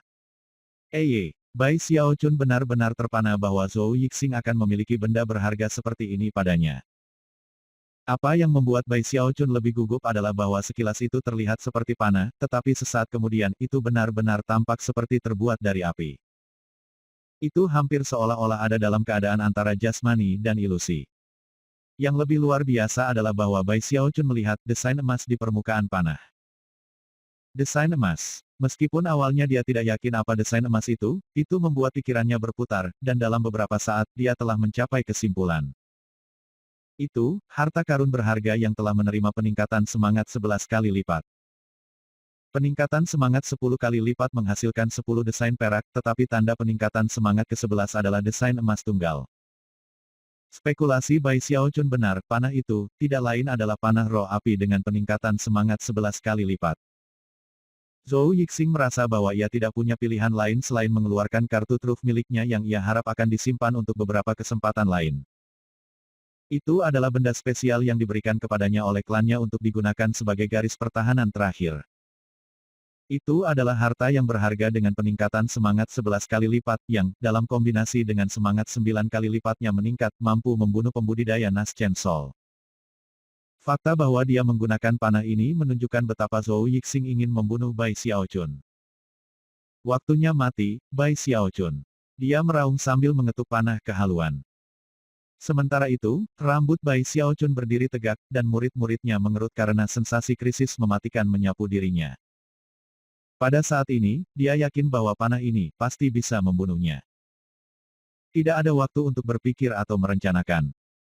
Saat Zhou Yixing menggambar busur, Bai Xiaochun berteriak dan membuka mata ketiga. Seketika, Zhou Yixing menggigil, dan ekspresi bingung muncul di wajahnya saat tangan yang dia gunakan untuk menarik tali busur tiba-tiba berhenti bergerak. Pada saat yang sama, suara gemuruh bisa terdengar saat Bai Xiaochun menggunakan Living Mountain Incantation, dan juga mengulurkan tangannya untuk memanggil kerajaan water swarm-nya. Ketika daerah di sekitarnya berubah menjadi rawa berair, ia menarik kidinginnya kembali, menyebabkan badai mengamuk di sekitarnya. Namun, hal-hal belum berakhir. Kekuatan teknik hidup abadi-abadi melonjak di sekitarnya, mendorong kekuatan tubuh kedagingannya hingga batas. Semua hal ini membutuhkan waktu untuk dijelaskan, tetapi sebenarnya terjadi dalam momen yang paling singkat. Beberapa saat kemudian, sigil bintang di dahi Zhou Yixing meletus dengan cahaya bintang, membebaskannya dari kendali Bai Xiaochun. Saat keringat mulai menetes ke wajahnya, ia melepaskan tali busur. Kemudian, suara gemuruh terdengar, seperti panah jiwa api dengan peningkatan semangat 11 kali lipat terbang keluar. Begitu ia meninggalkan haluan itu berubah menjadi naga api besar, sangat mirip penampilan. Saat naga itu menembak ke arah Bai Xiaochun, ia berlari ke prahara Qi yang dingin, menghancurkannya, dan kemudian melanjutkan ke depan sampai menabrak lonjakan besar yang bangkit dari tanah. Saat ledakan memekakan telinga menggoyang koridor, Bai Xiaochun melompat ke udara, berubah menjadi golem batu yang sangat besar. Mengulurkan tangan kanannya, ia melepaskan Mountain Sucking Bash dan kemudian Throat Crushing Grasp. Menggunakan semua kekuatan gunung yang masih hidup dan tubuhnya yang berdaging dalam satu serangan besar-besaran. Lagi pula, panah ini bisa membunuh seorang pembudidaya Nas Chen Sol, dan karena itu, dia tidak punya harapan untuk bisa menghindarinya. Satu-satunya harapannya sekarang, adalah untuk menangkapnya. Saat gold core-nya berputar dengan cepat, cahaya hitam tiba-tiba muncul dari dalam dirinya ketika penyu wajinya muncul untuk memblokir panah jiwa api. Sebuah ledakan besar bergema ketika keduanya terhubung, dan panah jiwa api bahkan mengeluarkan sesuatu seperti jeritan yang menyedihkan ketika gelombang kejut diluncurkan. Namun, karena semua hal ini terjadi begitu cepat dan karena posisi Bai Xiaochun saat ini menghalangi pandangan Zhou Yixing, dia tidak dapat melihat dengan tepat apa yang terjadi. Tepat ketika panah roh api akan hancur berkeping-keping, Bai Xiaochun menggunakan kekuatan tubuh kedagingannya dan kekuatan gunung yang hidup. Serta kekuatan gunung Bash gemetar dan genggaman pencabutan tenggorokan untuk menjangkau dan ambil tenggorokan naga api. Kemudian, kekuatan Hex kematian melonjak untuk mencegah panah dari meledak. Gemuruh besar memenuhi terowongan. Dan gelombang kejut intens yang menyebar menyebabkan darah menyembur keluar dari mulut Zhou Yixing saat ia jatuh ke belakang seperti layang-layang dengan tali yang dipotong. Ekspresinya campuran ketidakpercayaan dan kejutan. Bagaimana dia bisa menebak bahwa panah roh jiwanya, yang bisa membunuh ahli jiwa yang baru lahir, akan direbut oleh Bai Xiaochun. Begitu Bai Xiaochun meletakkan tangannya di panah jiwa api, lonjakan Water Swarm Kingdom-nya runtuh, dan ki dinginnya menghilang. Bentuk golem batunya hancur, dan dia terungkap batuk awan darah. Dia terlempar ke belakang, lapisan zirahnya hancur menjadi abu, namun, tangannya memegang panah dengan kuat. Naga api yang berjuang meraung dan bertarung, tetapi pada akhirnya, itu menyusut kembali menjadi panah. Tidak mungkin. Zhou Yixing menangis, matanya hampir keluar dari tengkoraknya. Terengah-engah sebagai sensasi krisis mematikan memenuhi dirinya, dia melihat pemandangan yang tak bisa dipercaya bermain di depannya, hatinya dipenuhi teror. Akhirnya, dia menggambar bintang sigil di dahinya, yang mulai berdenyut dengan kekuatan teleportasi. Bai Xiaochun perlahan-lahan mendongak, matanya merah, niat membunuhnya membara saat dia melangkah maju. Waktunya mati, Zhou Yixing. Langkah itu hampir seperti mendarat langsung di hati Zhou Yixing. Dia gemetar nampak, dan menjerit keras. Jika panah arwah apinya tidak bisa membunuh lawan ini, lalu apa yang bisa? Pikiran berputar dan tidak punya waktu untuk berpikir, dia mendorong ke dahinya, menyebabkan semburan cahaya bintang besar keluar dari sigil bintangnya, yang membungkusnya dan memindahkannya. Dia tidak berani melakukan apapun selain melarikan diri. Saat ini, hanya memikirkan Bai Xiaochun membuatnya takut. Bai Xiaochun batuk seteguk darah saat Zhou Yixing dibawa pergi, setelah itu rahangnya jatuh. Aku tidak percaya dia lari begitu cepat. Aku bahkan tidak bisa menyelesaikan batuk darah itu. Segera setelah Bai Xiaochun merasakan kekuatan teleportasi yang berasal dari bintang sigil Zhou Yixing, ia sengaja batuk darah untuk mencoba membuat dirinya terlihat lemah. Rencananya adalah menipu Zhou Yixing agar tetap tinggal, dan kemudian menunjukkan betapa kuatnya dia sebenarnya. Idealnya, dia akhirnya akan membunuh Zhou Yixing. Namun, menyimpang dari semua harapannya, Zhou Yixing bahkan tidak menunggu dia untuk batuk darah sebelum menghilang. Menghela nafas, Bai Xiaochun mengeluarkan pil Vestise Gadli dan mengkonsumsinya. Ketika dia mulai pulih dari pertarungan, dia melihat panah di tangannya dan kemudian mulai tertawa riang. Aku mungkin tidak seharusnya membunuh Zhou Yixing ini. Setiap kali kita bertarung, dia akhirnya memberiku barang berharga. 9 api berwarna. Panah jiwa dengan peningkatan semangat 11 kali lipat. Hahaha, ada juga haluannya. Setelah mencapai titik ini dalam jalur pemikirannya, ia dengan bersemangat memikirkan kembali pertarungan yang baru saja dimainkan. Panah itu sangat kuat, sedemikian rupa sehingga dia takut padanya. Jika bukan karena ia menggunakan Heavenspan Dharma Eye dan perlindungan penyu-penyu, ia akan ditangkap, atau benar-benar dihancurkan.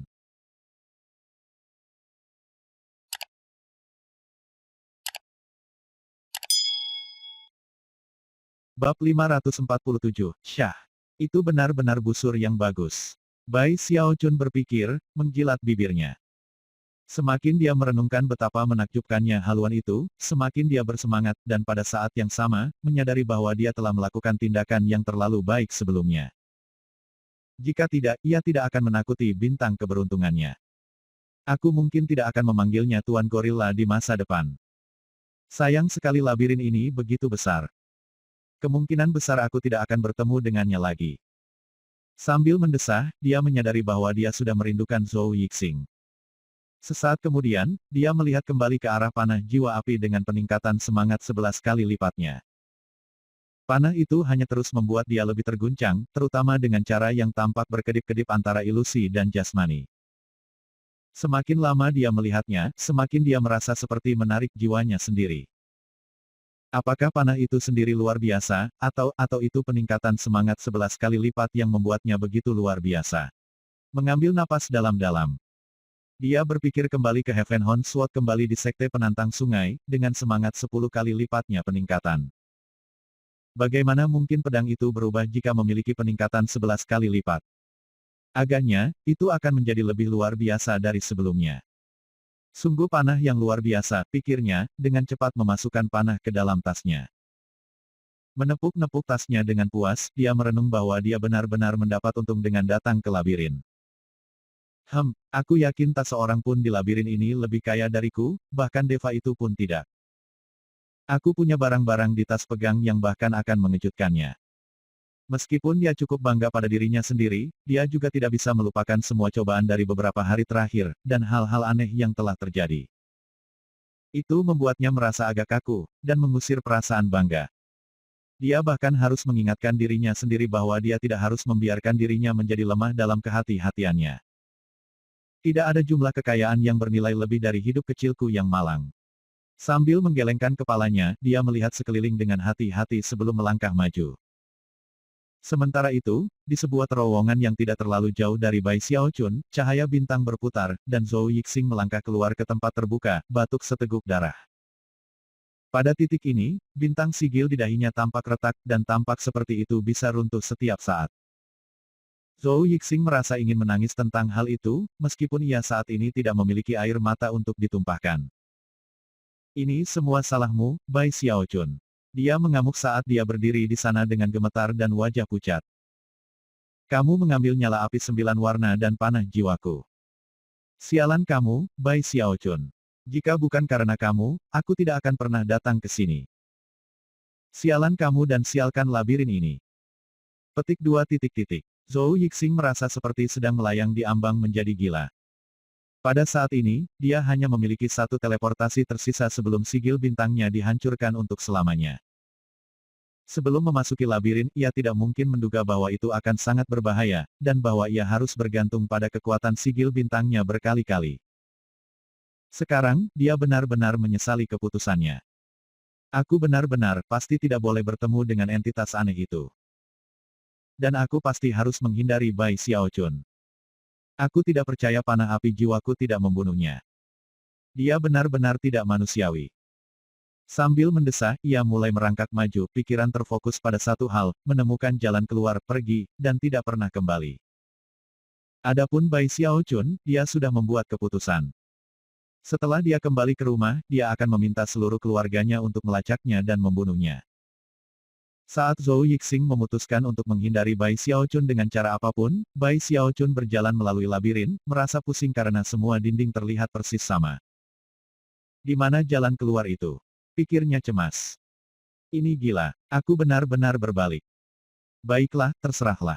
Aku hanya akan menghitung persimpangan ini sebagai titik awal aku. Petik 2 titik titik. Mengambil napas dalam-dalam, dia mengeluarkan slip batu giok dan kemudian melanjutkan dengan kebiasaan sebelumnya menempel di sebelah kanan. Namun, kali ini, ia mencoba mengambil langkah-langkah yang terukur dan seragam. Pada saat yang sama, ia mulai menelusuri jejaknya di batu giok. Butuh kesabaran, tetapi dia tetap melakukannya. Setiap kali dia mencapai persimpangan, dia akan memilih sisi kanan. Secara bertahap, garis besar rutenya mulai terbentuk di batu giok. Beberapa hari lagi berlalu. Pada titik ini, dia sudah berada di labirin selama hampir sebulan. Untungnya, dia memiliki banyak alkohol roh, yang membantunya menjaga basis kultivasi dan kecakapan bertempurnya cukup kuat. Namun, ia masih akan mengalami situasi sesekali di mana ia perlu memanfaatkan energi roh, dan setelah beberapa bulan berlalu, ia mulai kehabisan alkohol. Kecemasan Bai Xiaochun terus meningkat dan ia mulai lupa waktu. Suatu hari, dia tiba-tiba melihat gerakan di depannya di koridor. Siapa di sana? Katanya dengan keras mengeluarkan parasol abadinya. Namun, siapapun yang berada di depan benar-benar mengabaikannya dan terus bergerak. Jantung berdebar kencang, Bai Xiaochun akan mulai mundur ketika dia tiba-tiba melihat dengan jelas siapa yang ada di depannya, dan rahangnya jatuh. Itu adalah salah satu pembudidaya dari tembok besar, seseorang yang dikenalinya. Namun, yang mengejutkannya, dia menyadari bahwa mata pria itu benar-benar kosong, dan wajahnya kendur dan tanpa ekspresi. Basis budidayanya tampaknya telah menyelinap kembali ke yayasan pendirian, dan bahkan yang lebih aneh adalah kenyataan bahwa ia tidak benar-benar berjalan. Kakinya terseret di tanah, dan meskipun dia tidak melayang di udara, sepertinya dia didorong dari belakang. Pria itu sepertinya tidak memperhatikan Bai Xiaochun, yang berdiri di sana bertanya-tanya apa yang sebenarnya terjadi. Dia berpikir untuk mengambil inisiatif untuk menyerangnya, tetapi kemudian ragu-ragu dan memutuskan untuk tidak memprovokasi dia secara tidak sengaja. Sebaliknya, dia hanya melangkah ke samping dan mengawasinya dengan cermat ketika dia lewat. Sepanjang waktu, pria itu tidak berhenti atau bahkan menatapnya. Dia hanya berjalan lewat. Saat itulah tatapan Bai Xiaochun jatuh ke punggung pria itu, dan tiba-tiba, dia merasakan semua rambut di tubuhnya berdiri tegak. Apa itu? Dengan mencadangkan, wajahnya kehabisan darah ketika dia melihat apa yang menempel di punggung pria itu. Itu, orang seukuran aslinya yang terbuat dari kertas. Orang kertas memiliki lengan, kaki, dan kepala dengan wajah seperti manusia. Itu menempel di punggung pembudidaya seolah-olah itu selalu menjadi bagian dari dirinya, namun Bai Xiaochun bisa mengatakan bahwa kekuatan hidup dan kekuatan basis kultivasi terus mengalir dari petani ke orang kertas. Mata orang kertas tertutup, tetapi Bai Xiaochun bisa melihat dengan jelas bahwa ekspresinya, dan juga fitur wajahnya, perlahan-lahan mulai menyerupai kultivator yang terjebak padanya. Keanehan tontonan itu menyebabkan Bai Xiaochun menggigil ketakutan, dan bahkan meletakkan tangannya di atas mulut karena ketakutan. Khawatir bahwa dia mungkin menarik perhatian petugas kertas, dia hanya melihat kultivator itu berguling ke kejauhan. Lalu dia menghela nafas lega. Apa-apaan tempat ini? Pikirnya. Apakah itu topi merah, roti berlumur darah, atau orang kertas ini, semuanya memberinya perasaan takut. Lebih lanjut, orang kertas itu sepertinya sesuatu yang tidak bisa dilawan dengan menggunakan basis kultivasi, tetapi, sesuatu yang mempengaruhi jiwa secara langsung. Setelah semua yang terjadi sejauh ini, Bai Xiaochun merasa sangat gelisah. Tidak berani melanjutkan ke arah yang telah dia tuju, dia memilih jalan baru dan terus mencoba melacak kemajuannya. Namun, terlepas dari kewaspadaannya, ia segera menyadari bahwa ada 5 orang di depan. Beberapa adalah pembudidaya tembok besar, beberapa pembudidaya jiwa, dan beberapa adalah raksasa biadab. Selain itu, mereka semua berjalan dengan susah payah seperti kultivator yang dia lihat sebelumnya. Karena mereka berjalan menjauh darinya, dan dengan demikian membelakangi dia, dia dapat melihat bahwa ada orang-orang kertas menempel pada mereka semua. Sambil menarik napas dalam-dalam, dia mulai mundur, lalu mengambil arah lain. Namun, yang mengejutkannya, itu tidak lama sebelum dia bertemu dengan sekelompok 10 pembudidaya, yang semuanya memiliki orang-orang kertas menempel di punggung mereka. Sial, apa yang terjadi? Bai Xiaochun dengan cemas mengambil jalan baru untuk diikuti, dan setelah sedikit waktu berlalu dan dia tidak melihat orang-orang kertas, akhirnya dia menghela napas lega. Keesokan harinya, ketika dia berjalan, dia tiba-tiba berhenti di tempat ketika dia menyadari bahwa seseorang sedang menuju ke arahnya dengan kecepatan tinggi dari depan. Itu adalah seorang kultivator jiwa, dan begitu pria itu melihatnya, ekspresinya berubah suram. Setelah mengukur Bai Xiaochun untuk mendapatkan rasa kekuatannya, dia mendengus dingin dan terus terbang di udara dengan kecepatan tinggi. Awalnya, Bai Xiaochun senang menemukan bahwa ekspresi pria itu tidak kosong seperti semua orang lain yang telah dilihatnya baru-baru ini, dan akan mengucapkan salam.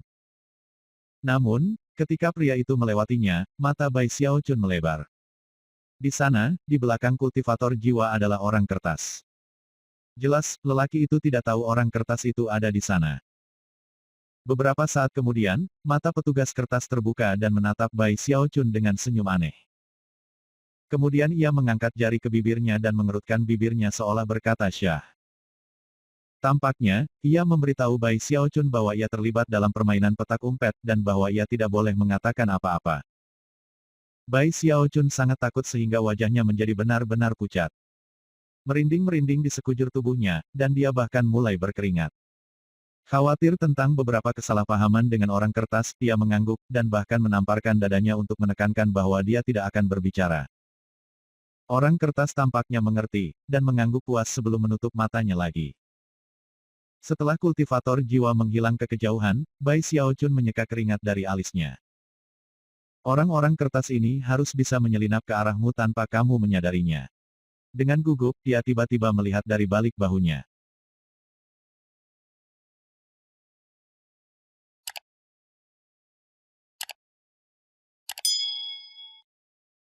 Bab 548, Sakit Lepas Sekarang. Bai Xiaochun memutar kepalanya dengan kecepatan kilat, dan tidak memberi peringatan sebelumnya bahwa dia akan melakukannya.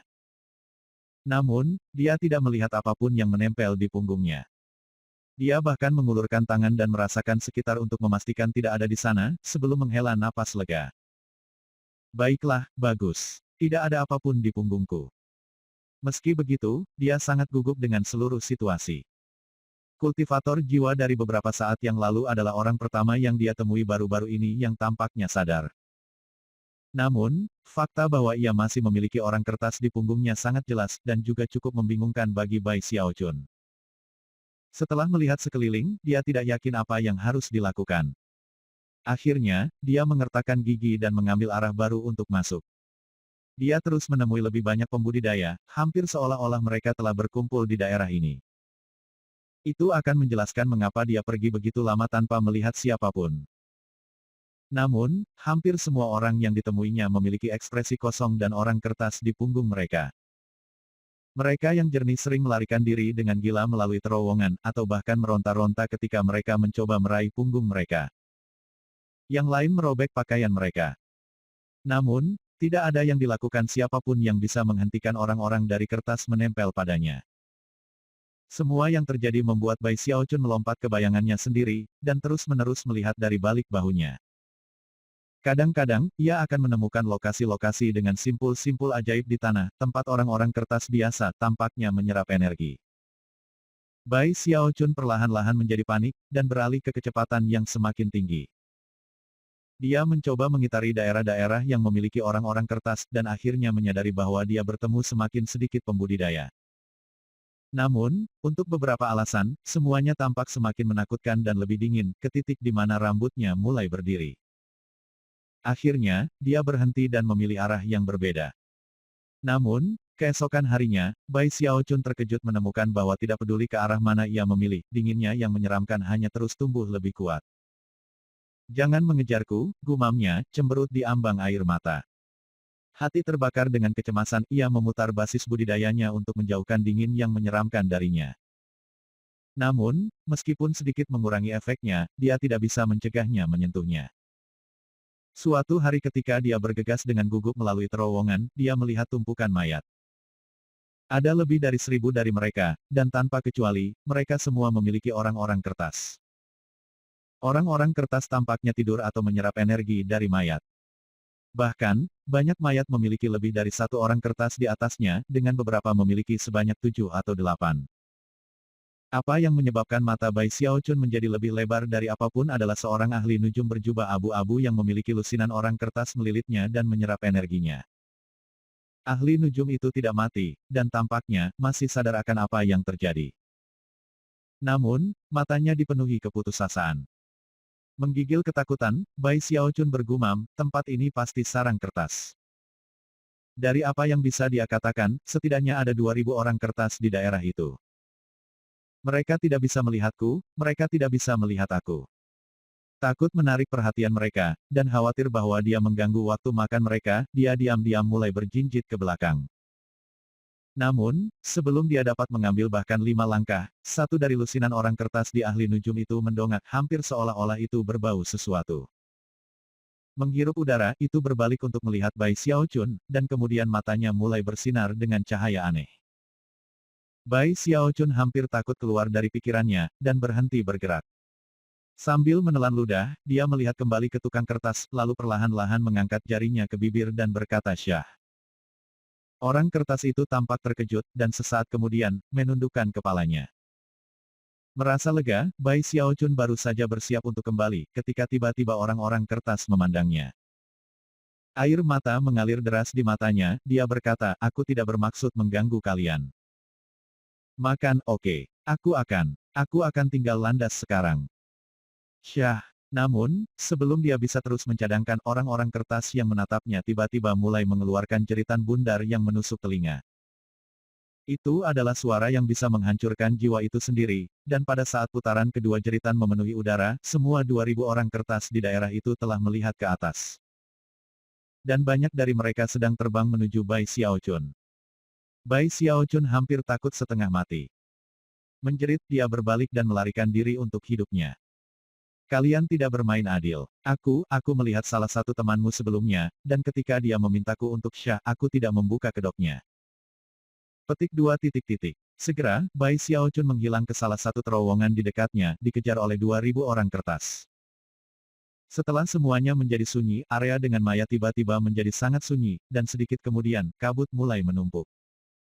Kabut menutupi mayat-mayat, yang kemudian mulai layu dengan cepat. Dalam sekejap mata, mereka menjadi tidak lebih dari abu. Bahkan tas-tas berisi barang-barang magis atau mereka tidak bisa tahan terhadap kabut, dan segera hilang. Kemudian, kabut mulai menyatu dengan sendirinya, menggeliat-geliut dan bergerak-gerak ketika terbentuk menjadi bentuk humanoid.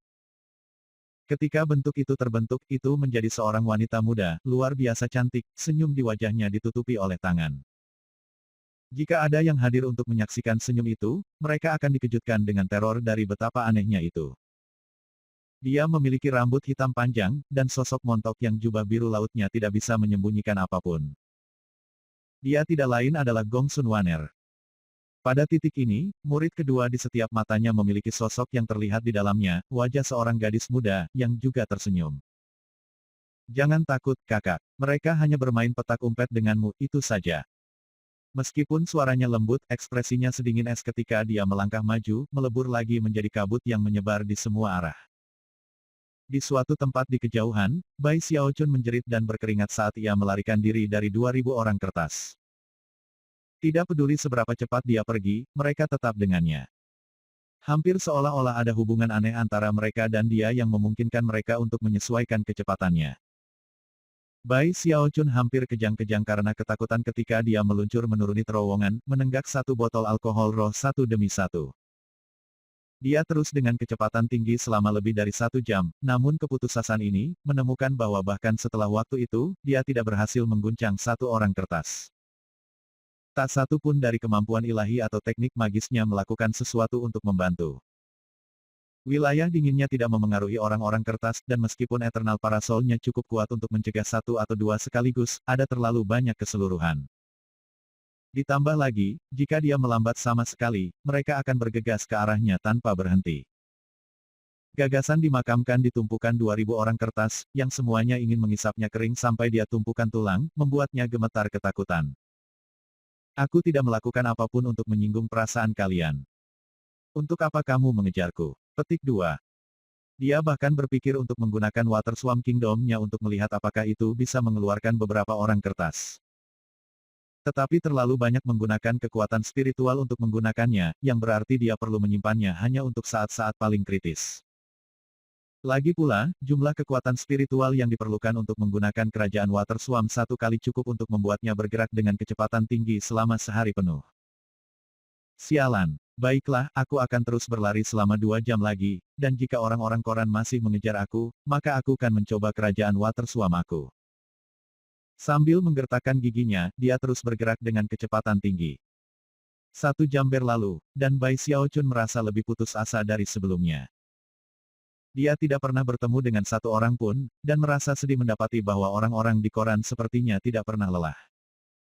Dia merasa seperti akan marah, dan hanya berpikir tentang menggunakan kerajaan Water Swamp ketika dia melihat seorang pria muda terbang ke arahnya.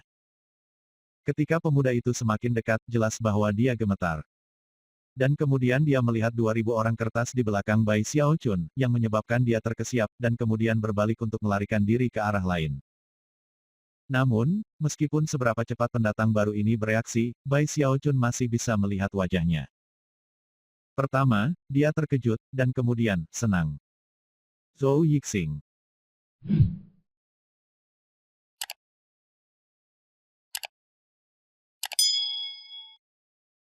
Bab 549, keberhasilan kamu sudah dekat, Bai Xiaochun. Bai Xiaochun sangat senang melihat Zhou Yixing, dan merasa seperti baru saja bertemu dengan seorang teman lama. Lagi pula, dia belum melihat makhluk hidup lain selama beberapa waktu. Untuk secara tak terduga bertemu dengan Zhou Yixing di sini meninggalkan Bai Xiaochun merasa seolah-olah mereka berdua terhubung oleh takdir entah bagaimana. Ditambah lagi, fakta bahwa dia akhirnya mendapat untung besar setiap kali mereka bertemu membuatnya sangat bersemangat. Jangan lari, Zhou Yixing. Teriaknya. Aku tidak akan mengambil busur milikmu. Dapatkan perhatian 2.000 orang kertas ini, oke, bintang keberuntunganku. Petik 2 titik. Kegembiraan dalam suara Bai Xiaochun menyebabkan Zhou Yixing gemetar di ambang kegilaan. Dia benar-benar merasa seolah-olah dia telah jatuh ke nasib yang lebih buruk daripada yang mungkin terjadi dalam satu kehidupan. Kamu adalah bintang keberuntungan. Semua orang di keluargamu adalah bintang keberuntungan. Kemarahan mengisinya betapa tajamnya mata Bai Xiaochun.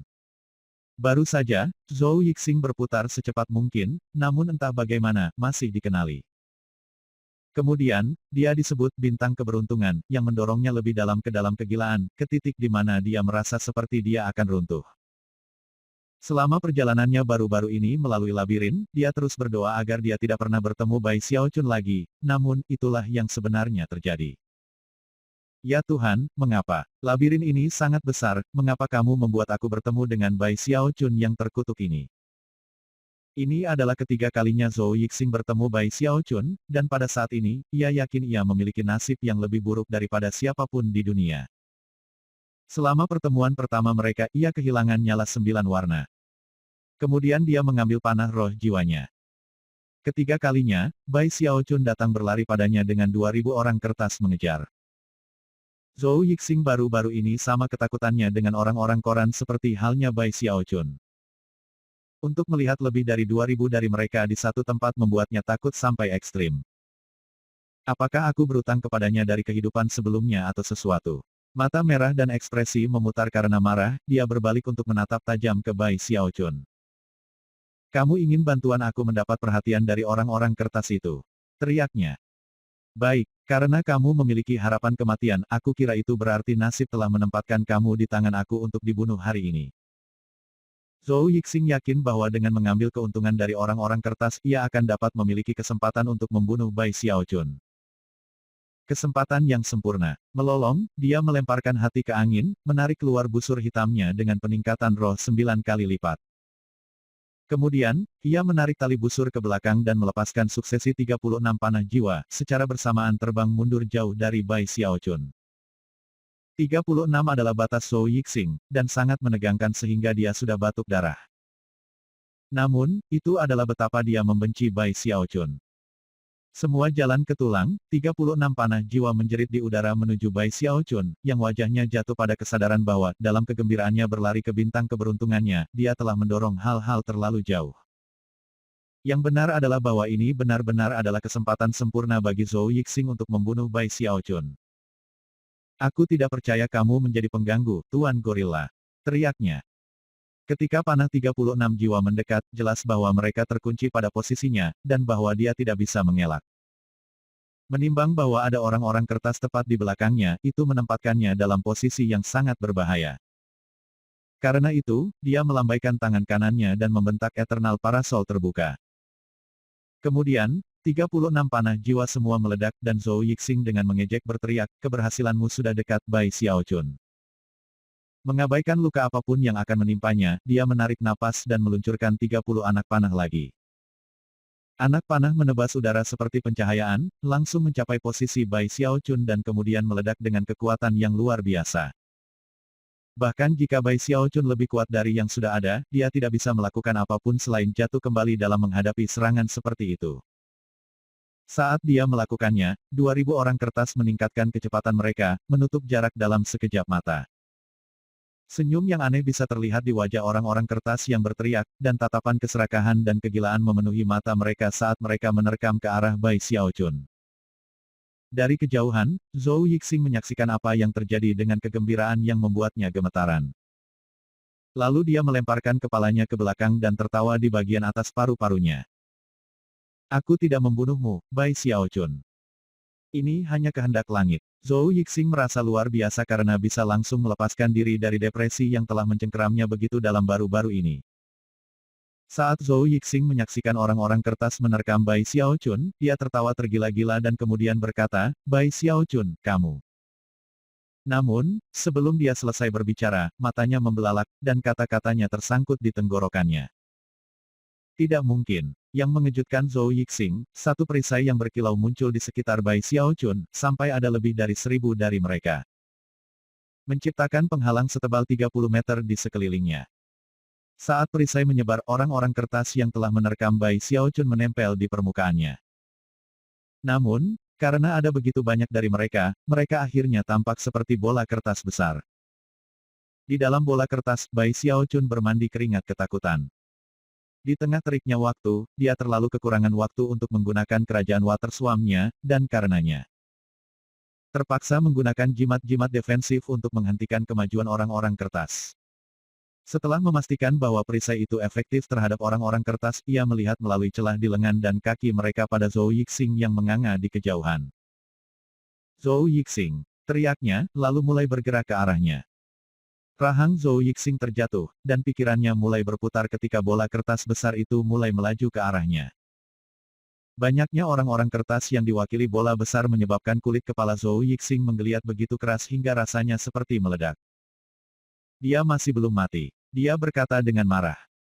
Berputar, dia mulai melarikan diri, namun meskipun kecepatan yang dia mampu, bukan tandingan Bai Xiaochun. Apa yang aku lakukan? Apa yang aku lakukan? Jangan bilang aku benar-benar harus menggunakan teleportasi bintang terakhirku sigil. Tersapu perasaan gila, dia mengertakkan gigi dan bersiap melepaskan cahaya bintang di dalam bintang sigil.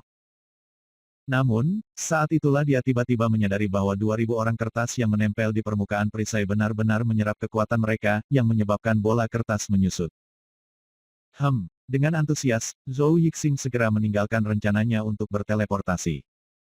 Jantung berdebar kencang, dia sampai pada kesimpulan bahwa Bai Xiaochun benar-benar menembak dirinya sendiri di kaki, dan begitu perisainya menghilang, dia akan terbunuh dalam jiwa dan raga. Merasa lebih senang dengan setiap momen yang berlalu, Zhou Yixing melanjutkan, mengawasi apa yang terjadi di belakangnya dan bahkan menertawakan situasi.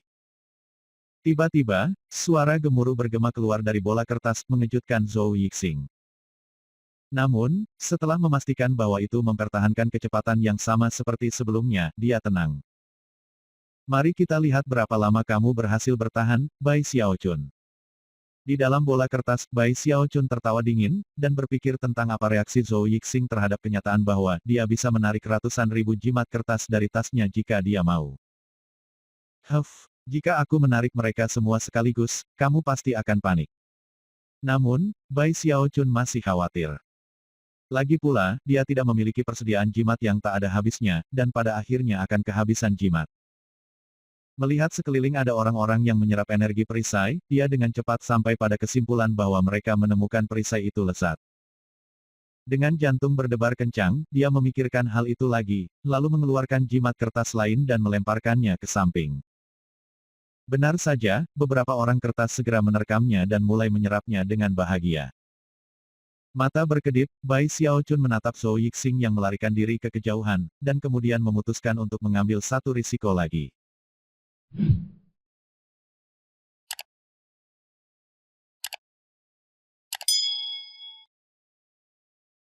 Bab 550, ada sesuatu di punggung aku. Karena Bai Xiaochun sebagian besar tidak terlihat di dalam bola kertas dan juga karena Zhou Yixing harus fokus untuk bergerak maju, dia tidak melihat apa yang baru saja terjadi. Dia bersemangat, hanya sesekali melihat ke belakang untuk melihat seberapa banyak bola kertas telah menyusut. Pada titik ini, bola sudah menyusut dari ukuran sebelumnya 30 meter menjadi sekitar setengahnya. Selain itu, Bai Xiaochun melambat, seolah-olah dia akan menyerah pada kelelahan. Zhou Yixing bahkan bisa mendengarnya melolong putus asa. Keberhasilanmu sudah dekat, Bai Xiaochun. Merasa hampir sepenuhnya bebas dari perawatan atau kekhawatiran. Zhou Yixing tertawa keras dan merenungkan bagaimana semua ini telah direncanakan dengan hati-hati dan dieksekusi oleh siapapun selain dirinya sendiri. Ketika aku ingin seseorang mati, orang itu tidak akan berani mencoba dan tetap hidup. Sambil tertawa, dia kembali menatap Bai Xiaochun yang melambat. Bola kertas itu telah menyusut hingga kira-kira 9 meter pada titik ini, Zhou Yixing cukup percaya diri untuk berhenti di tempat untuk menonton Bai Xiaochun direduksi menjadi mayat yang dikeringkan. Zhou Yixing. Di dalam bola kertas, Bai Xiaochun tampak cukup bingung. Tidak peduli bagaimana dia berteriak marah, kecepatannya terus menurun, sampai dia bahkan tidak bisa bergerak maju. Tentu saja, perjuangannya menyenangkan Zhou Yixing tanpa akhir, yang sekarang menatap lekat-lekat untuk menonton hasil akhir. Teriak semua yang kamu inginkan, katanya sambil tertawa kecil. Bahkan jika kamu berteriak, kamu tidak akan datang untuk menyelamatkanmu.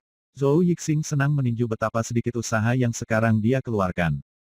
Adapun perisai yang mengelilingi Bai Xiaochun, sekarang sangat kecil sehingga tidak mungkin untuk menangkap bahkan melihat sekilas dirinya di dalam semua kertas.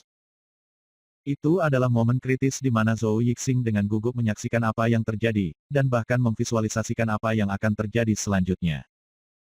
Dalam benaknya, bola kertas akan segera menembus perisai, dan Bai Xiaochun akan menjerit dengan sedih saat ia dihancurkan dalam jiwa dan raga. Tidak hanya dia bisa mencatat semua yang terjadi, tetapi dia akan bisa mengambil tas memegang Bai Xiaochun pada akhirnya. Kemudian dia bisa memanfaatkan sedikit kekuatan teleportasi terakhir di sigil bintangnya, dan dapatkan hadiahnya dari set lengkap 5 elemen jiwa makhluk buas. Bahkan ketika dia dengan penuh semangat merenungkan hasil itu, dia melihat bola kertas itu roboh, menyebabkan dia mengangkat lehernya ke depan untuk mengamati hasilnya. Pada saat yang sama ketika bola itu runtuh, segumpal besar jimat kertas tiba-tiba terbang ke udara. Suatu perkembangan yang terjadi begitu cepat sehingga Zhou Yixing tidak akan pernah bisa bereaksi dalam waktu. Dalam sekejap mata, semua jimat kertas mendarat di tanah tepat di depannya. Rahang Zhou Yixing terjatuh, dan sebelum dia bisa melakukan apapun, jimat kertas meledak menyebabkan banyak lapisan perisai muncul di sekelilingnya. Jimat bersifat defensif, dan dengan cepat menyebar untuk mengelilingi Zhou Yixing. Pada saat yang sama, semua orang kertas di dekat Bai Xiaochun tiba-tiba berbalik untuk melihat ke arah Zhou Yixing. Benar-benar mengabaikan Bai Xiaochun, mata mereka menyala dengan kegilaan saat mereka menerkam ke perisai yang mengelilingi Zhou Yixing. Semua hal ini perlu waktu untuk dijelaskan, tetapi dari saat perisai di sekitar Bai Xiaochun runtuh sampai jimat kertas mendarat di depan Zhou Yixing dan orang-orang kertas menerkam. Hanya 2 napas waktu telah berlalu. Wajah Zhou Yixing jatuh, dan pikirannya mulai berputar. Segalanya berubah menjadi kebalikan dari yang dia bayangkan. Menjerit, dia mencoba untuk mundur, tetapi sudah terlambat. Orang-orang kertas bergerak begitu cepat sehingga pada saat berikutnya, Zhou Yixing menemukan dirinya dalam situasi yang persis sama dengan yang baru saja dialami Bai Xiaochun. Bai Xiaochun. Dia berteriak dengan marah, hatinya bergetar karena penyesalan dan kegilaan. Tak tahu malu. Benar-benar tak tahu malu. Kamu tidak akan mati dengan baik, Bai Xiaochun. Petik 2 titik. Sementara itu, Bai Xiaochun melarikan diri dengan marah. Situasi yang baru saja dialaminya terlalu berbahaya untuk disukainya. Sekarang Zhou Yixing telah menggantikannya, dia lupa tentang keinginannya untuk membungkuk dan melarikan diri tanpa ragu-ragu. Kehidupan kecilku yang malang jauh lebih berharga daripada haluan itu. Kurasa Zhou Yixing masih dianggap sebagai bintang keberuntunganku. Ketika dia melihat dari balik bahunya ke bola kertas yang menyusut, dia khawatir orang-orang kertas mungkin masih memperhatikannya dan mengejar, jadi dia mencoba untuk pergi sejauh mungkin. Sementara itu, Zhou Yixing ada di dalam bola kertas, melihat sekeliling dengan murka muram ketika orang-orang kertas semakin dekat dan lebih dekat dengannya. Segera air mata mulai mengalir keluar dari sudut matanya. Saat ini, dia tidak punya waktu untuk merenungkan bagaimana Bai Xiaochun adalah kutukan dari keberadaannya. Sebaliknya, dia meraih dan mendorong ke dahinya. Suara gemuruh kemudian bergema saat cahaya bintang memenuhi daerah itu, dan kekuatan teleportasi meletus. Ketika cahaya bintang menghilang, Zhou Yixing tidak terlihat. Dalam beberapa saat, orang-orang koran benar-benar melahap semua perisai, di mana mereka berserakan dan mulai mencari di daerah itu. Ketika mereka tidak menemukan apa-apa, mereka pergi ke arah acak yang berbeda. Di sebuah terowongan di tempat lain di labirin, cahaya bintang bersinar, dan Zhou Yixing melangkah keluar, batuk darah. Dia tidak melakukan apapun untuk menahannya, bersandar ke dinding ketika darah tumpah dari dalam dirinya. Lalu dia tertawa kecil. Adapun sigil bintang di dahinya, secara bertahap menjadi redup, sampai akhirnya, hancur menjadi abu dan meledak. Sigil bintangku hilang, dia mengeluh. Saat dia memikirkan kembali semua yang terjadi dengan Bai Xiaochun, dia merasa lebih dari sebelumnya bahwa dia adalah kutukan dari keberadaannya. Lebih banyak air mata mulai mengalir di pipinya. Aku tidak akan mencoba membunuhnya. Kuharap aku tidak pernah melihatnya lagi seumur hidupku. Petik 2 titik. Pada saat itu, Zhou Yixing tampak menua secara signifikan. Dia telah terluka baik secara fisik maupun mental, dan bahkan mulai mempertanyakan tujuan hidupnya sendiri. Berbeda sekali dengan kesedihan pahit Zhou Yixing, Bai Xiaochun sangat bersemangat. Dia merasa seperti baru saja selamat dari kesengsaraan besar, dan akhirnya mendapatkan keamanan untuk kehidupannya yang kecil dan miskin. Dia bahkan tidak marah tentang pengkhianatan Zhou Yixing sebelumnya. Lagi pula, tanpa Zhou Yixing di sana, ia mungkin tidak hidup sekarang. Dia bahkan telah berusaha keras mengorbankan dirinya untuk menyelamatkan Bai Xiaochun. Ah, terserahlah. Jika kita terhubung oleh takdir, saudara Zhou, maka kamu mungkin akan berhasil hidup-hidup. Aku harap kita memiliki kesempatan untuk bertemu lagi suatu hari nanti. Sambil menikmati pikiran tentang apa yang mungkin terjadi kemudian, Bai Xiaochun bergegas di jalannya. Namun, ketika dia berjalan melalui terowongan, dia mulai merasa ada sesuatu yang tidak beres. Dia tiba-tiba berbalik untuk memeriksa punggungnya, tetapi tidak melihat apapun. Menjangkau dari bahunya, dia meraba-raba dengan tangannya, tetapi tidak bisa merasakan apapun. Tidak yakin apakah dia hanya membayangkan sesuatu, dia terus berjalan. Akhirnya, dia melihat seorang pembudidaya tembok besar mendekat dari arah lain tampak sangat gugup, seolah-olah dia baru saja selamat dari beberapa cobaan berbahaya. Ketika mata mereka bertemu, Bai Xiaochun langsung bisa melihat bahwa pria itu ketakutan. Beberapa saat kemudian, pembudidaya menundukkan kepalanya dan melangkah ke samping untuk membiarkan Bai Xiaochun lewat. Bai Xiaochun berpikir untuk mengajukan beberapa pertanyaan kepada kultivator, tetapi dengan cepat menolak gagasan itu ketika dia menyadari pria itu memiliki petugas kertas di punggungnya. Bai Xiaochun segera mempercepat terbang melewati pembudidaya. Agak jauh dari sana, dia melihat dari balik bahunya untuk menemukan pembudidaya bergegas ke arahnya dengan agresif. Tapi kemudian, pria itu tiba-tiba berhenti di tempat dan mengangguk ketakutan. Melihat Bai Xiaochun memperhatikannya, dia menjerit dan melarikan diri. Bai Xiaochun pada awalnya terkejut, tetapi kemudian dia berpikir kembali ketika dia melihat salah satu orang kertas di belakang orang lain. Orang kertas itu mengatakan Syah, dan dia mengangguk sebagai jawaban. Anggukan kultivator tadi tampak sangat mirip, dan pada saat itu, teror Bai Xiaochun mulai meningkat.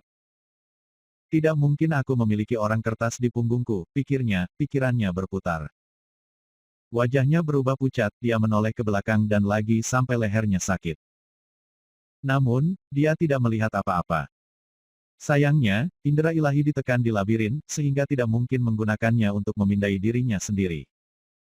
Bahkan menjangkau dengan tangannya tidak mengungkapkan apapun. Akhirnya, dia memutuskan untuk mengeluarkan cermin tembaga, tetapi masih tidak bisa melihat apapun di punggungnya. Dia maju terus penuh dengan kecurigaan.